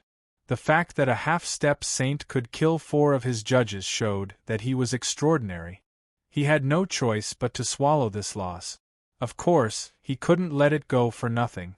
A young man from the Heaven Chief realm, the great judge narrowed his eyes. Since he dared to choose this time to rebel against Nether Prison, he naturally had information from many sources. As a great world that once sat on the same level as Nether Prison, the Heaven Chief realm was naturally not weak. However, Heaven Chief realm was in decline now and was almost annexed by Nether Prison. If it weren't for the recovery of the Heaven Tree, the whole Heaven Chief realm would probably end up no better than the Abyss. Now that Nether Prison was facing internal and external troubles, it probably wouldn't attack the Heaven Chief realm. It would probably start to unite with the Heaven Chief realm. After all, Nether Prison had the 9 Revolution Nether Chef's clan, which was said to originate from the Heaven Chief realm. Now that the Abyss was independent of Nether Prison, it would inevitably have to deal with the surrounding worlds. At that time, it would inevitably come into contact with the Heaven Chief realm. He had plenty of time to deal with this young man in the future. As the great judge of the law enforcement team, how could he be willing to suffer such a big loss? The familiar dizziness made Bufang a little dazed. It was the same feeling he had when he traveled around in the teleportation array. Now, he felt the dizziness of the teleportation array again. It made him a little nostalgic. The teleportation array sent them directly back to the Heaven Chief realm, which saved him the trouble of going to the Abyss. Yu and Mengqi grabbed the sleeves of Bufang's vermilion robe. Both of them were a little scared. The great judge's terrifying killing intent made them tense up. That terrifying aura seemed to be able to destroy the world. Is that the aura of a great sage? Bufang did not know how much time had passed, but he felt as if his face was about to be stretched. Finally, the feeling of his feet stepping on the ground brought Bufang back to his senses. He opened his eyes. The dazzling sunlight suddenly shone down, and the comfortable feeling of warmth made Bufang involuntarily feel a little warm. Unlike the chilliness of the Abyss, this warmth enveloped Bufang's body, making all the blood in his body become active. A gust of wind blew over, bringing with it a bit of warmth. Yu and Mengqi opened their eyes and looked around curiously. It's the 5th floor of Heaven Chief realm, outside the newly built Immortal City. Naturally, Mengqi was very familiar with this place, and she exclaimed excitedly. There was a hint of tears of joy in her voice. This trip to the Abyss was really dangerous, and she almost couldn't come back. This feeling of returning home really touched her. Even the mottled and dilapidated newly built Immortal City made her miss it very much. Bufang nodded. The familiar buildings showed that they had really returned. The atmosphere in the Heaven Chief realm was really different from that of the Abyss. In the Abyss, the wind was wrapped in killing intent, as if a massacre was about to take place at any time. But in the Heaven Chief realm, the warm and comfortable feeling made people feel like bathing in a spring breeze, very comfortable. Bufang liked this feeling very much. He gently exhaled, and it seemed that all the turbidity in his body was exhaled with this breath. The 3 of them turned their heads and looked across the Immortal City. In the distance there were also many figures. They were nether prison experts. The bronze gate was wide open. Many nether prison experts walked out of the nether prison through the bronze gate. These people were naturally not nether prison invaders. They were some nether prison merchants. As long as there were people, there would be merchants. The nether prison was very greedy for many ingredients and minerals in the Heaven Chief realm, which made the merchants see a business opportunity. Therefore, the nether prison merchants traveled between the nether prison and the Heaven Chief realm. The Heaven Nether Bridge became a passage between the two. The Heaven Chief realm did not refuse these. It could no longer stay in the Heaven Chief realm. It needed to communicate. Perhaps this could strengthen the Heaven Chief realm's ability. The gate of the new immortal city was wide open. There were merchants from both the Heaven Chief realm and the nether prison merchants coming and going. The appearance of Bufang and the other two did not attract too much attention. With hands clasped behind their backs, the three of them walked toward the new immortal city. Before long, they stepped into the city. Bufang, I'm hungry. Yu frowned and looked at Bufang, her gray-green hair hanging down. The eruption of the curse made her desire for delicacies even more intense. Bufang nodded. When they returned to the Heaven Chief restaurant, he would cook for you. They entered the immortal city. The city lord of the fifth immortal city, Yaya, appeared in person. She looked around, and when she saw that only Bufang and the other two had returned, her face turned a little pale. Where's the realm lord? Yaya asked impatiently. He's still looking for his opportunity. When he finds it, he should be back. Bufang said honestly. Indeed, the divine chef's inheritance was useless to Bufang, but it was of great use to Realm Lord Dit. Perhaps it could really help Realm Lord Dit break through the Qilin chef realm and become a divine chef. If the Heaven Chief realm had a divine chef, it would be much more confident. Yaya seemed a little disappointed, but since Mengqi and the others had returned, she didn't show it too obviously.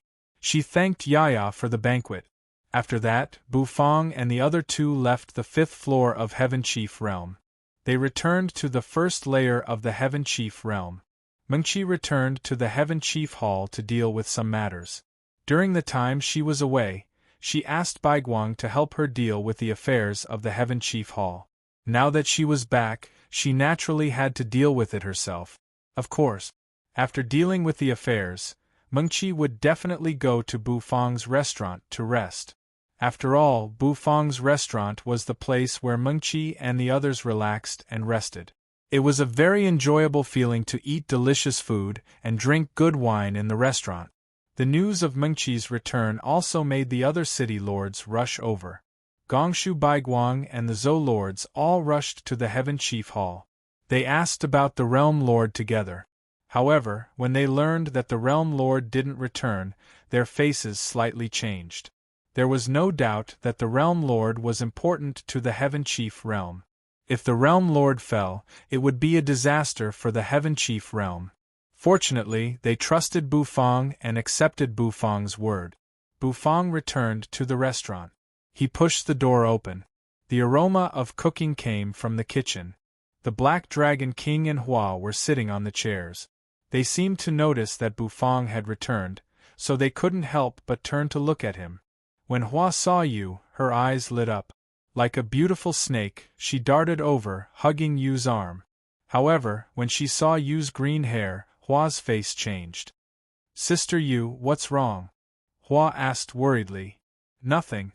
I'm just hungry. I'm going to cook something delicious now, Bufang said. Yu looked at Bufang, then at Hua, then nodded. Hua heaved a sigh of relief. What are you doing? Bufang looked at the Black Dragon King in the distance, asking. Cici researched a new dish, and asked us to taste it. We're waiting for her to serve, Hua said honestly. A new dish. Bufang was stunned. Shortly after, he smelled the aroma in the air. Bufang sat on the chair with interest. Dingling. The curtain of the door was lifted, and the sound of bells rang. Bufang and the others couldn't help but turn their gazes over. Cici's petite figure walked out. He stepped on the chair with one foot, and his figure suddenly grew taller. Her eyes met Bufang's. Bufang was startled. Wow! Teacher Bu, you're back. When Cici saw Bufang, her eyes lit up, shouting excitedly. Bufang nodded, his eyes falling on the dish Cici had placed on the table. Teacher Bu, this is Cici's latest dish, leek blossoms, Cici said excitedly. Leek blossoms? Bufang was bewildered. Why did this name sound so strange? Why did Cici think of cooking such a dish? Bufang asked, a little puzzled. A strange uncle asked Cici to cook it. Cici said honestly. The strange uncle also provided Cici with ingredients, heavenly spirit leek, and an 8-star beast emperor egg, Cici said, raising her head. Bufang raised his brows, his eyes falling on the dish Cici had cooked. With a glance, the corner of his mouth twitched. Leek scrambled eggs, of course, it was different from the ordinary leek scrambled eggs. This leek seemed to emit a crystal green color, as if it was blooming with light. Teacher Bu, give it a try. That strange uncle said that if this dish meets his evaluation, he will give Cici the recipe of the Nether Prison 9 Revolution Nether Chef Clan. Cici said. Bufang furrowed his brows. He didn't have any good impression of the strange uncle that Cici mentioned. Asking a little girl to cook such a dish is definitely a pervert.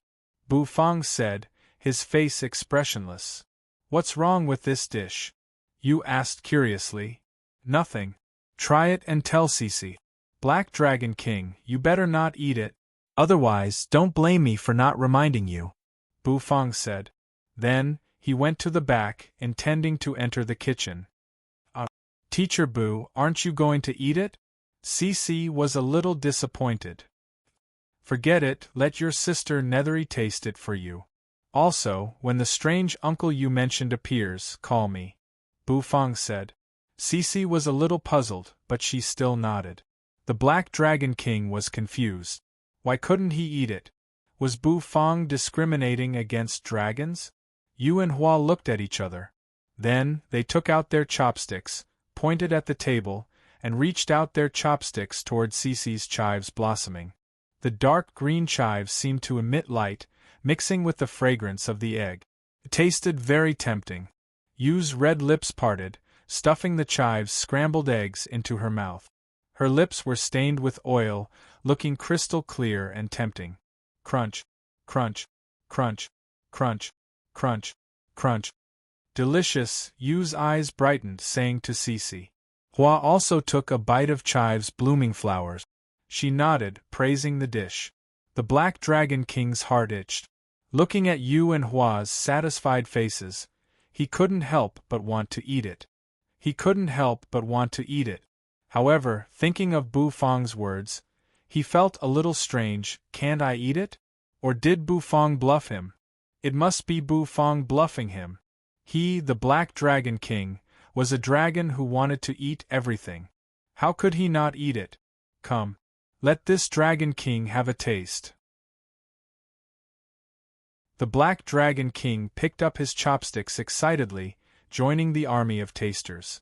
The Black Dragon King picked up a large piece of scrambled eggs with chives. The sparkling and translucent chives, together with the fragrant egg liquid, made the Black Dragon King excited. He stuffed it into his mouth. Crunching sounds could be heard as he chewed. The chewiness of the heavenly spirit leek and the fragrance of the 8-star beast emperor egg blended together. It was as if there was a strong impact on the walls of his mouth. That feeling was as if a small hand was caressing his body. It's delicious. There's no problem. The Black Dragon King widened his eyes. He looked at Yu, then at Hua. He picked up another piece, stuffing it into his mouth. Crunch, crunch. The Black Dragon King ate it happily. Suddenly, it was as if a ball of fire was burning in the Black Dragon King's heart. That flame was burning fiercely. The Black Dragon King's face instantly turned red. His eyes seemed to be spewing fire. Of course, it was his body's natural reaction that made him feel ashamed and angry. The Black Dragon King finally understood what Bufang meant when he said that he would be responsible for the consequences. Damn it, where was the old pervert who asked Cece to cook this thing? This Dragon King would beat him to death. Hua, throw that black dragon out. Suddenly Bufang's faint voice came from the kitchen. The Black Dragon King's eyes widened. Hua grinned, nodding excitedly. In the next moment, the Black Dragon King's figure streaked through the air in an elegant arc before crashing outside the restaurant. Ah! The Black Dragon King was filled with grief and indignation. He felt an itch in his heart. He was actually thrown out by his daughter. Damn it! In the kitchen, the corners of Bufang's mouth twitched violently. Why didn't that gluttonous black dragon believe what he said? The one who taught Cece to cook this dish was definitely an old pervert. This leek blossom. Its effect was self-evident. For men, it was simply a forbidden drug.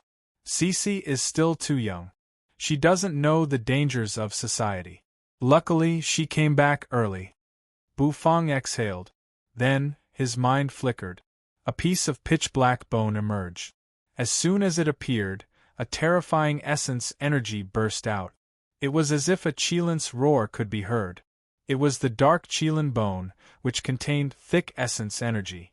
It was the essence of a Qilin, which was more precious than Qilin meat. Bufang planned to use it to cook a dish.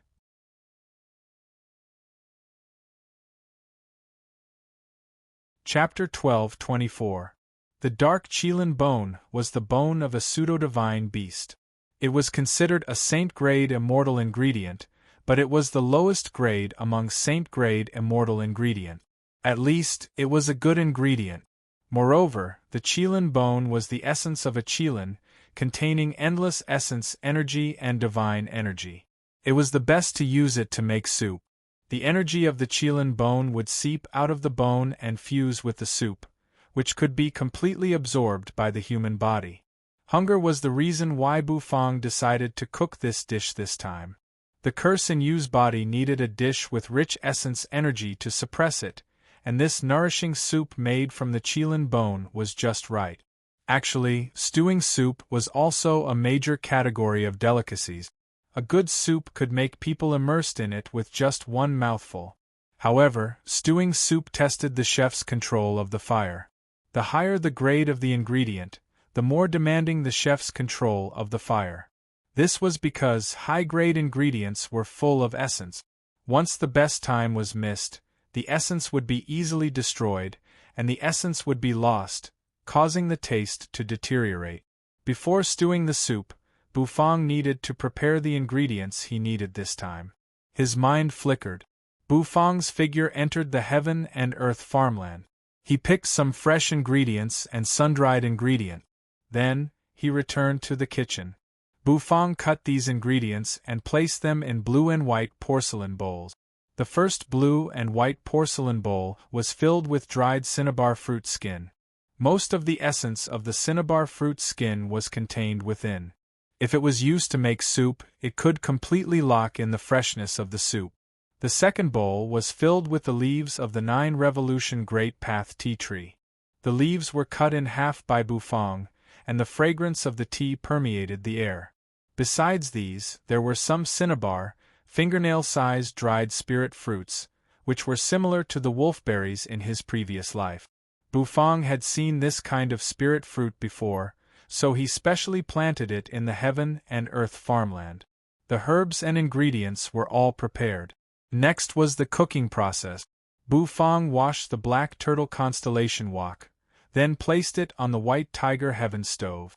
Opening his mouth, he spat out a ball of white flame. The flames darted out and tunneled into the white tiger heaven stove, immediately burning fiercely. He poured the spring of life into it, and the clear spring of life emitted a dense life aura. With a thud, he placed the Qilin bone into it. The Qilin bone contained some Qilin meat, but the quantity was very small. It was mainly used to make soup. Starting from the cold water, he slowly heated up the dish in the wok. During this process, Bufang did not release his mental strength. The flames raged and multiplied continuously. Soon, a boiling sensation resounded from the wok. The Qilin bone tumbled about within. Bufang frowned. It was as if he could hear the dark Qilins will roaring within the Qilin bone. This thought had a fatal effect on the taste of the dish. It was the same as cooking braised fish without removing the fishy smell of the fish. It can ruin a dish. As he stretched out his hand, Bufang's spirit sea began to boil. There was a loud rumble. The golden shadow floating above the spirit sea suddenly opened its eyes, and a dazzling golden light burst forth from its eyes. It was as if a sharp beam of light had been shot down. In a short while, it turned into stars and seeped into the black turtle constellation wok. It blended into the soup in the wok. The soup boiled, trembling unceasingly. It was as if a knife had swept over, slashing at the dark Qilin. The Qilin's roar became more intense, as if it was resisting. However, this resistance was obviously futile. It was as if it had experienced a great battle. The Qilin's will was instantly erased. Bufang opened his eyes. He exhaled a mouthful of turbid air. It was visible to the naked eye. A wisp of dark air rose from the Qilin bone, slowly dispersing in the air. The following cooking process was not as complicated as before. Bufang took out the Qilin bone, using the spring of life to wash the blood foam on it. Then, he poured out the soup in the black turtle constellation wok. After washing the Qilin bone, he placed it in the center of the black turtle constellation wok. The dark-colored Qilin meat was emitting hot steam. He took out a blue and white porcelain bowl. He poured the dried spirit fruit and the sliced sun mother ginger into it as well. He added water to the black turtle constellation wok, making the soup just enough to cover the Qilin bone. After doing all this, Bufang's mind flickered. The top of the black turtle constellation wok slowly closed. Next, it was time to boil the soup. Bufang's mental force surged out. It seemed to have turned into strands of silk, shooting out and wrapping around the black turtle constellation wok. Like strings of a zither, they could feel the movements of the dishes in the wok. The white immortal flame spurted out, drilling into the bottom of the black turtle constellation wok. The flame grew stronger. It began to heat up.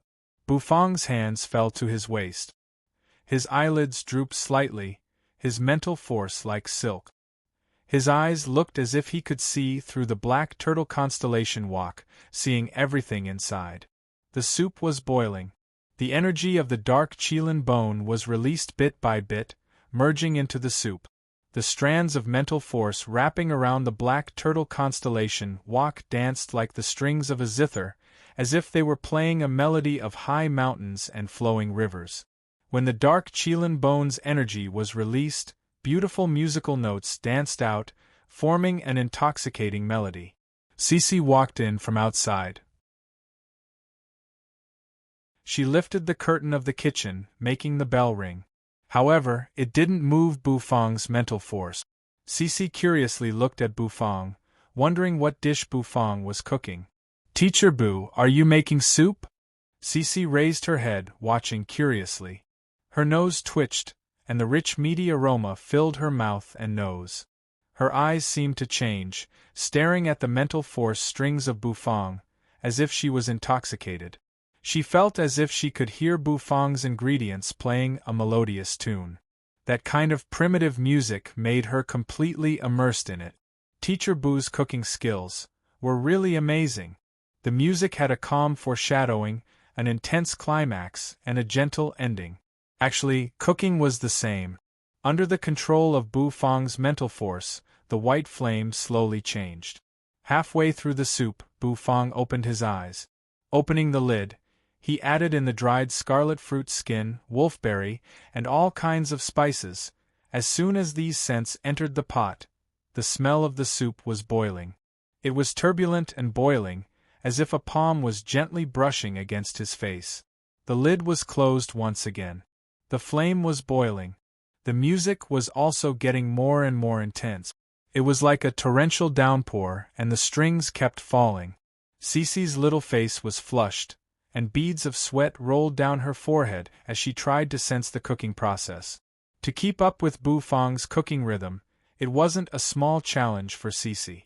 Although his talent wasn't bad, with Bu Fang's current cooking level, Cici still had to look up to him. After cooking, the fire simmered. Bu Fang pulled back his mental force threads one by one. He finished cooking. Turning his head, he looked at Cici, his eyes much gentler. Cici, go out and rest for a while. Prepare to drink the soup, Bu Fang said gently. Cici nodded obediently. Turning around, she prepared to go out. Oh right, if that weird uncle who asked you to cook chives bloom appears, you must tell me, Bu Fang said solemnly. Society was dangerous. Bu Fang didn't want Cici to be cheated by a pervert at such a young age. Okay. Cici smiled and replied. Then, she walked out of the kitchen. Bu Fang nodded. His eyes turned, falling on the black turtle constellation walk. He opened the lid.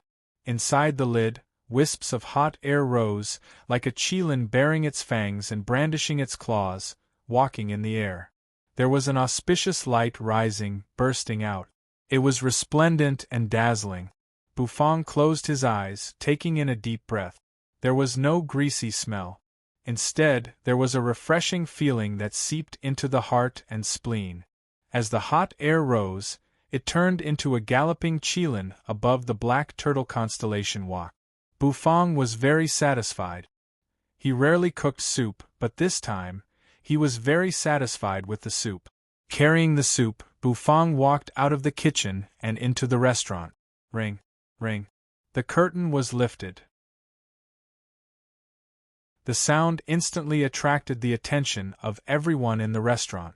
Cici obediently sat on the chair, while Hua and Yu looked at him with anticipation. Lord Go was nowhere to be found. However, Bu Fang wasn't worried. As long as that mangy dog didn't bully others, everything would be fine. The Black Dragon King was really thrown away by Little Flower. However, he deserved it. Bu Fang had warned him. He placed the pitch-black black turtle constellation walk in the middle of the table. A thick aroma spread out. It was mellow and alluring, surging with majestic essence energy. Bu Fang took out a blue and white porcelain bowl. He held a spoon.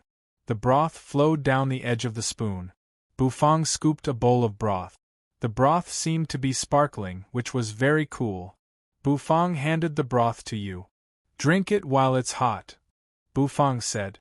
This dish should have a good effect on suppressing the cursed snake in Yu's body. Then, Bu Fang continued to scoop the broth. Swish. He also scooped a bowl for Cici. The swirling broth looked very beautiful. The broth's oil formed a wreath, which looked very breathtaking. Yu held the blue and white porcelain bowl with both of her hands. The warm air in the steaming bowl made Yu feel warm, which made her cold body feel warm. The swirling broth and the wreath were like blooming flowers, attracting people's eyes. The aroma of the broth permeated the air. You couldn't help but swallow her saliva. Her red lips pursed. Just as Yu was about to drink the broth, footsteps suddenly rang out outside the restaurant. The footsteps made Bu Fang stop scooping the broth. He slightly furrowed his brows. The footsteps were very heavy, as if a mountain was walking. Bu Fang instinctively raised his head, looking over. He saw a meatball slowly approaching from a distance. What? Bu Fang furrowed his brows. The meatball walked domineeringly, reaching the restaurant's door. However, it was stuck there. The corner of Bu Fang's mouth twitched. Where did this clown come from? Holding the broth, Cici turned her head and saw the chubby meatball. Her eyes instantly lit up. Teacher Bu. It's him. He's the weird uncle who asked Cici to cook chives blossoming. Cici shouted excitedly. So it was this fatty? No wonder Cici said that he was a weird uncle indeed. It was weird. To be able to eat so much. It was also a kind of skill. The restaurant's door wasn't narrow, but Bu Fang had never imagined that someone could be stuck in the door. Even Fatty Jean, the moneybags of the Light Wind Empire, the fattest person Bu Fang had ever seen, couldn't be stuck in the door, This fatty's life must have been so good that he could develop horizontally like this. Smells so good. This meaty aroma. It's so pure with a trace of dark energy. This ingredient is definitely of high quality. I've never seen it before. The fatty was stuck in the door. His body squirmed, and his nose twitched as he sniffed the meaty aroma. He couldn't help but exclaim in admiration. I smelled this pure meaty aroma from afar. It really didn't disappoint me. All right, brother. Your door is a little narrow. You need to fix it. Fatty Ding squirmed for a while before squeezing through the door. Wiping the sweat on his forehead, he shouted at Bufang. With a glance, Fatty Ding saw the broth in the black turtle constellation walk. Huffing and puffing, he walked to the table and sat on a chair. He smiled as if he was close with Bufang. Then, he rubbed his hands, the fat on his body jiggling. He said to Bufang, Brother, give me a bowl of broth. Yu and Hua glanced at him, then retracted their gazes. Finally, their gazes locked on the bowl in his hand. Bufang looked at Fatty Ding, his face gradually becoming solemn. Was this the weird uncle who had led Cece astray? Leading Cece astray, and she still wanted to drink the broth? No meat, no broth. Do you want the bowl? Bufang expressionlessly looked at Fatty Ding.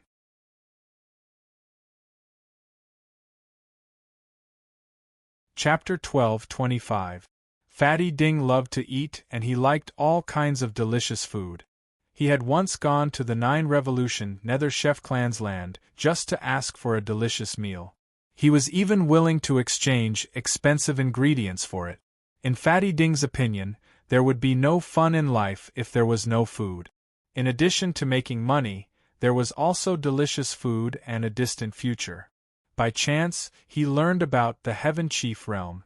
After the trade route between Nether Prison and the Heaven Chief Realm was opened, he was the first to step into the Heaven Chief Realm. Of course, that was excluding the normal trading hours of merchant. Most of the time, he was looking for food in the Heaven Chief Realm. The Heaven Chief Realm was indeed a holy land for gluttons that was not weaker than the 9 Revolution Nether Chef Clan. The food here was simply dazzling and there were all kinds of superb chefs which made him inexplicably excited. However, after searching for many days and comparing, he learned from the people of the Heaven Chief Realm about a famous restaurant. It was this restaurant called Immortal Chef Little Store. When he stepped into the restaurant, he found that the chef was just a little girl about 7 or 8 years old. The restaurant owner was not around. This made Fatty Ding feel strange and suspicious. He believed in and liked delicious food, but could the food cooked by a 7-year-old girl really move and attract him? This was what made him uncertain. If a bad food entered the stomach, it would be like eating chaff, making people uncomfortable all over. Therefore, he made an agreement with Cece. If Cece's leek blossom could conquer him, he would give Cece a recipe, which he had exchanged with a lot of money from the 9 Revolution Nether Chef Clan. Moreover, he would provide all the ingredients and let Cece cook for him. However, as soon as he arrived at the Heaven Chief restaurant, he did not smell the aroma of leek blossom. Instead, he was completely intoxicated by the rich and mellow aroma of meat. It was bone soup, which was different from ordinary meat soup. It was a great tonic. Amidst the faint aroma, he could feel the nobility and supremacy of the cooked bones. Such a bowl of soup was absolutely attractive. However, the restaurant owner did not seem to welcome him. Brother, don't you have a lot of soup? Give me a bowl. I have something good to share with everyone. Fatty Ding grinned as he stared at the black turtle constellation walk on the table. Saliva continuously flowed from his mouth. I have money. I can buy it. Immortal crystals, right? Name your price. Fatty Ding seemed to have thought of something. He looked up at Bufang and winked. The fats on his body were trembling. However, only Bufang's expressionless face responded to him. Nethery and the others glanced at Fatty Ding for a moment, then looked away. If Bufang didn't give it to him, no one else could eat it. Nethery twitched her mouth. Then, holding the steaming bowl of soup, her red lips parted slightly as she moved closer to it. Gulp. The edges of the blue and white porcelain bowl were slightly warm because of the broth. When her red lips came into contact with his, the warm sensation made one's spirit shiver. The fragrance of the meat soup permeated the air and seeped into his skin. Rumble. The first mouthful of soup went into his mouth. The surface of the soup was covered with a layer of fat, which was thin but not greasy. Together with the soup, it also dripped into his mouth. Thus, the circles on the surface of the soup also changed. As soon as the soup entered his mouth, wisps of essence energy diffused. The soup was light brown. It was brewed with many immortal herbs and chelan bones. The essence of the chelan bones had seeped out and blended with the soup. The soup contained the essence of the chelan bones, the skin of the scarlet fruit, and the medicinal properties of many immortal herbs. It was not an exaggeration to say that it was a bowl of elixir cuisine. But more than that, it was a bowl of meat soup. She drank the soup that warmed her heart and lungs. The soup was tasty and salty.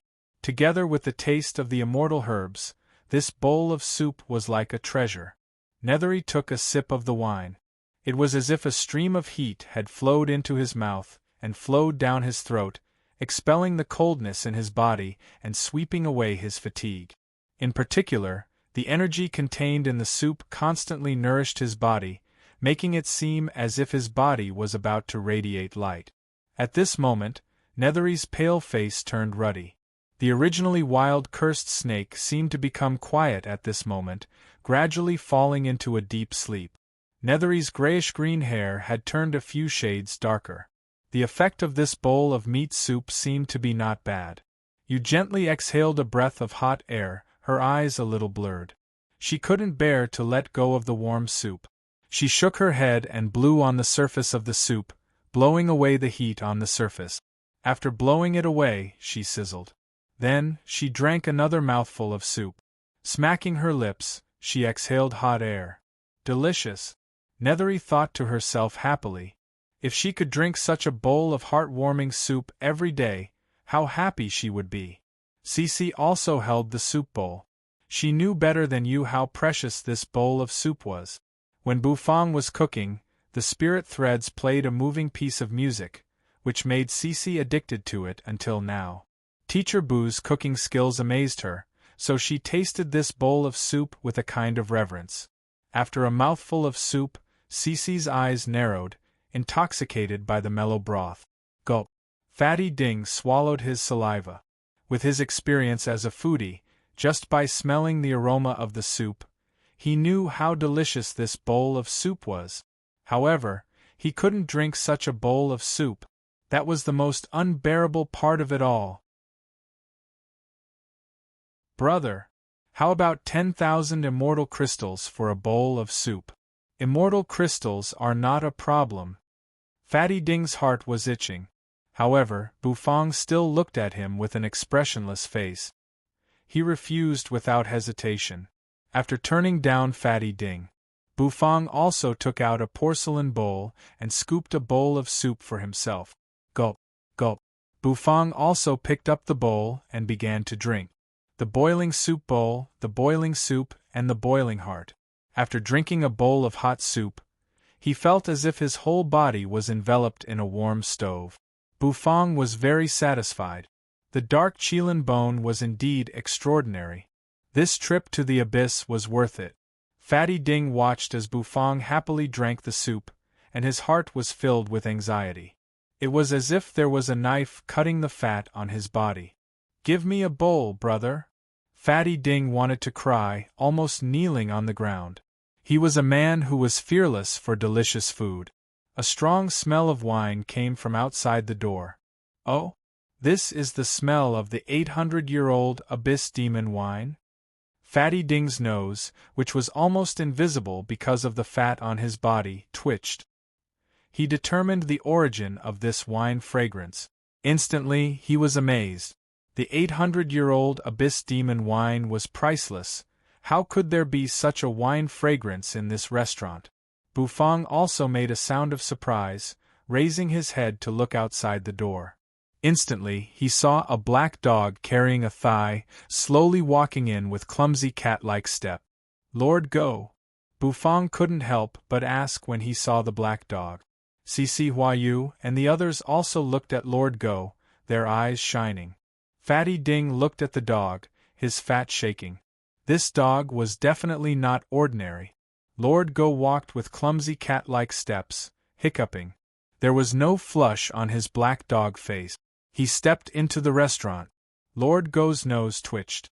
Of course, he smelled the meat soup. The soup also had the familiar smell of the qilin bone. Lord Go swung his paw. Immediately, the qilin thigh on his shoulder flew toward Bufang. "Bufang, boy, Lord Go brought you a gift," Lord Go said, hiccuping. Even the wine fragrance emitted from the hiccups was incomparably rich and intoxicating. Bufang sighed. Even Acheron's helplessness couldn't be compared to this 800-year-old abyss demon wine. This was the first time Bufang had seen a top-grade wine. It was a pity that he hadn't had the chance to taste it. "This is the top-grade wine from the abyss, one of the best wines in the entire netherworld," Fatty Ding said, looking at Lord Go strangely. "In the legends there are 3 great wines in the netherworld.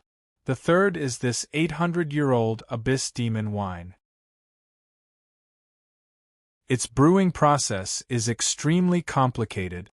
The second is the supreme forgetting wine of the 9 Revolution Nether Chef clan, which wine saint spent his whole life to brew. A cup of forgetting and a cup of oblivion." Fatty Ding smacked his lip. "And the one that ranks first is the most mysterious wine in the netherworld. It's limited to legends, a jar of wine that no one has ever seen before. It's said to be a peerless wine that can make a top great saint drunk with just 1 drop. I don't know the name of that wine either," Fatty Ding said. He had never tasted any of the 3 wines mentioned above. Although he was rich, although he was a big businessman in Nether Prison, however, there were some things that couldn't be obtained with money. Some chefs had extremely strange tempers, and money couldn't buy them. Just like at this moment, when he couldn't drink Bufang's meat soup. His heart felt stifled. Bufang caught the dark qilin thigh that Lord Go had thrown over, his face slightly stunned. This black dog had peeled off the dark qilin's leg? Last time, it had peeled off the great sage's leg, and this time, it had peeled off the dark qilin's leg. Could it be that this black dog had a special fondness for legs? Bufang was very suspicious. However, he didn't think too much about it. The dark qilin's leg was a good thing, not weaker than the great sage's leg. After all, they were all ingredients at the great sage's level. Ingredients of this level were really hard to come by. Hence, Bufang carefully put it into the system's dimensional storage. His mind flickered. He scooped up a bowl of soup. With a flick of his fingers, the soup bowl flew toward Lord Go. Lord Go leaned against the corner of the wall, and the soup bowl instantly fell in front of him. A rich aroma burst out from the soup bowl. Lord Go's drunken eyes instantly lit up, and his nose twitched. Then, he moved closer to the soup bowl, sticking out his tongue to lick the meat soup. Once he licked, he couldn't stop. The soup was like a bone-eating poison, making Lord Go completely immersed in the delicious meat soup. Fatty Ding's eyes widened, looking at Bufang with some grief and indignation. He actually gave a dog soup, but not him. He was a top businessman in the Nether Prison. Couldn't he be compared to a dog? Although this dog seemed to be awesome, even drinking 800-year-old abyssal demon wine. But this didn't rule out the fact that he was a dog. "You asked my apprentice to cook a dish like leek blossom, and you still have the face to ask me for soup?" Bufang put down the soup bowl in his hand. After wiping off the water stains on his hands, he calmly raised his head, looking at Fatty Ding. The fat on the latter's face instantly trembled, and he seemed to understand. Then, Fatty Ding felt extremely sullen. This was all a misunderstanding. He asked Cici to cook leek blossom because he just happened to think of it, How could he have improper thoughts about a little kid? He, Fatty Ding, was pure. The untainted Xiao Bai flower. Fatty Ding's sullen eyes seemed to have tears seeping out. He raised his chubby hand, covering his mouth, pursing his lip. Boom. Suddenly, outside the restaurant, a wave of terrifying aura filled the air. Two silhouettes rushed in like black lightning. They were two nether prison experts with long swords in their hands. Bufang froze, narrowing his eyes as he glanced at them. The aura of these two people was very strong. They were actually two half-step saints. Boss Ding. When they appeared, they glanced at Fatty Ding, nodded, and said, they were Fatty Ding's guards. As a big businessman, he naturally had guards protecting him at all times. Money makes the world go round. Even a half-saint expert needed resources, and Fatty Ding could provide them with resources. Fatty Ding covered his mouth and was about to say something. Bufang narrowed his eyes. Cause trouble? Bufang said lightly. At the thought of causing trouble, Bufang thought of Xiao Bai. He sighed inwardly. It seemed that he had to find some time to find a puppet's heart and repair Xiao Bai. He missed Xiao Bai's words. Troublemakers will be stripped as an example to others. Thinking of this, Bufang's eyes became cold. However, don't think that without Xiao Bai you can't be stripped. A moment later, he took a step. The vermilion robe on his body instantly turned into thousands of streams of light. On the other side, Lord Go lay on the ground, sticking out his tongue and licking the soup. Yu and the other's eyes fell on Bufang. Fatty Ding froze. The eyes of Fatty Ding's two bodyguards suddenly became sharp. Their swords instantly flew out. As guards, we naturally have to do the job of a guard. A moment later, the whole restaurant was filled with sword light. Bufang's face was indifferent. He looked indifferently. His mind flickered. In his spirit sea, monstrous waves were set off. The golden divine dragon excitedly roared. Then, under the gazes of Yu and the others, Bufang's pitch-black hair turned golden at a speed visible to the naked eye. The dragon roar rang out. Bufang's aura suddenly changed.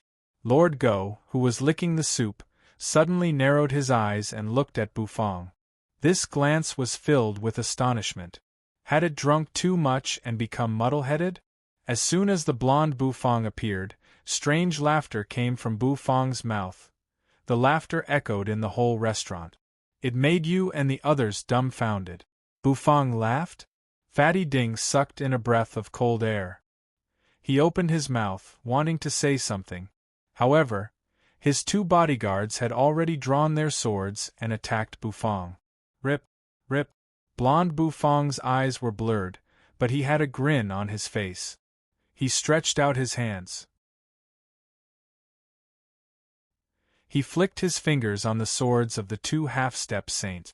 Buzz, invisible waves spread. A ripping sound rang out. Their clothes were torn. The faces of the two guards were filled with fear as they were sent flying backward. Their clothes were stripped off, and their naked bodies turned into beautiful arcs as they fell outside the door. Fatty Ding opened his mouth. Then, blonde Bufang's fluttering hair and exaggerated smile appeared in front of him. Remember, the one who stripped you is Nicholas the Handsome Dragon. Blonde Bufang's eyebrows jumped up and down in an exaggerated manner. Fatty Ding instantly felt suffocated. How could this man's attitude change so much? Wasn't he supposed to be cold and aloof? Then, his luxurious clothes were torn to shreds. Cloth flew everywhere. His fat jiggled. His huge body flew backward and got stuck in the door. Blonde Bufang laughed strangely. He walked behind Fatty Ding's body.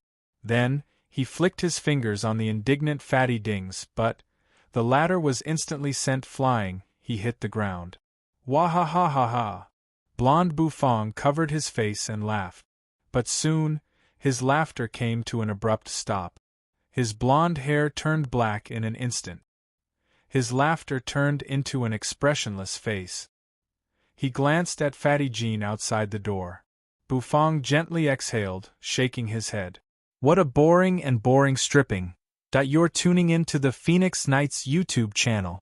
Don't forget to subscribe and join us on this journey to catch the most captivating stories.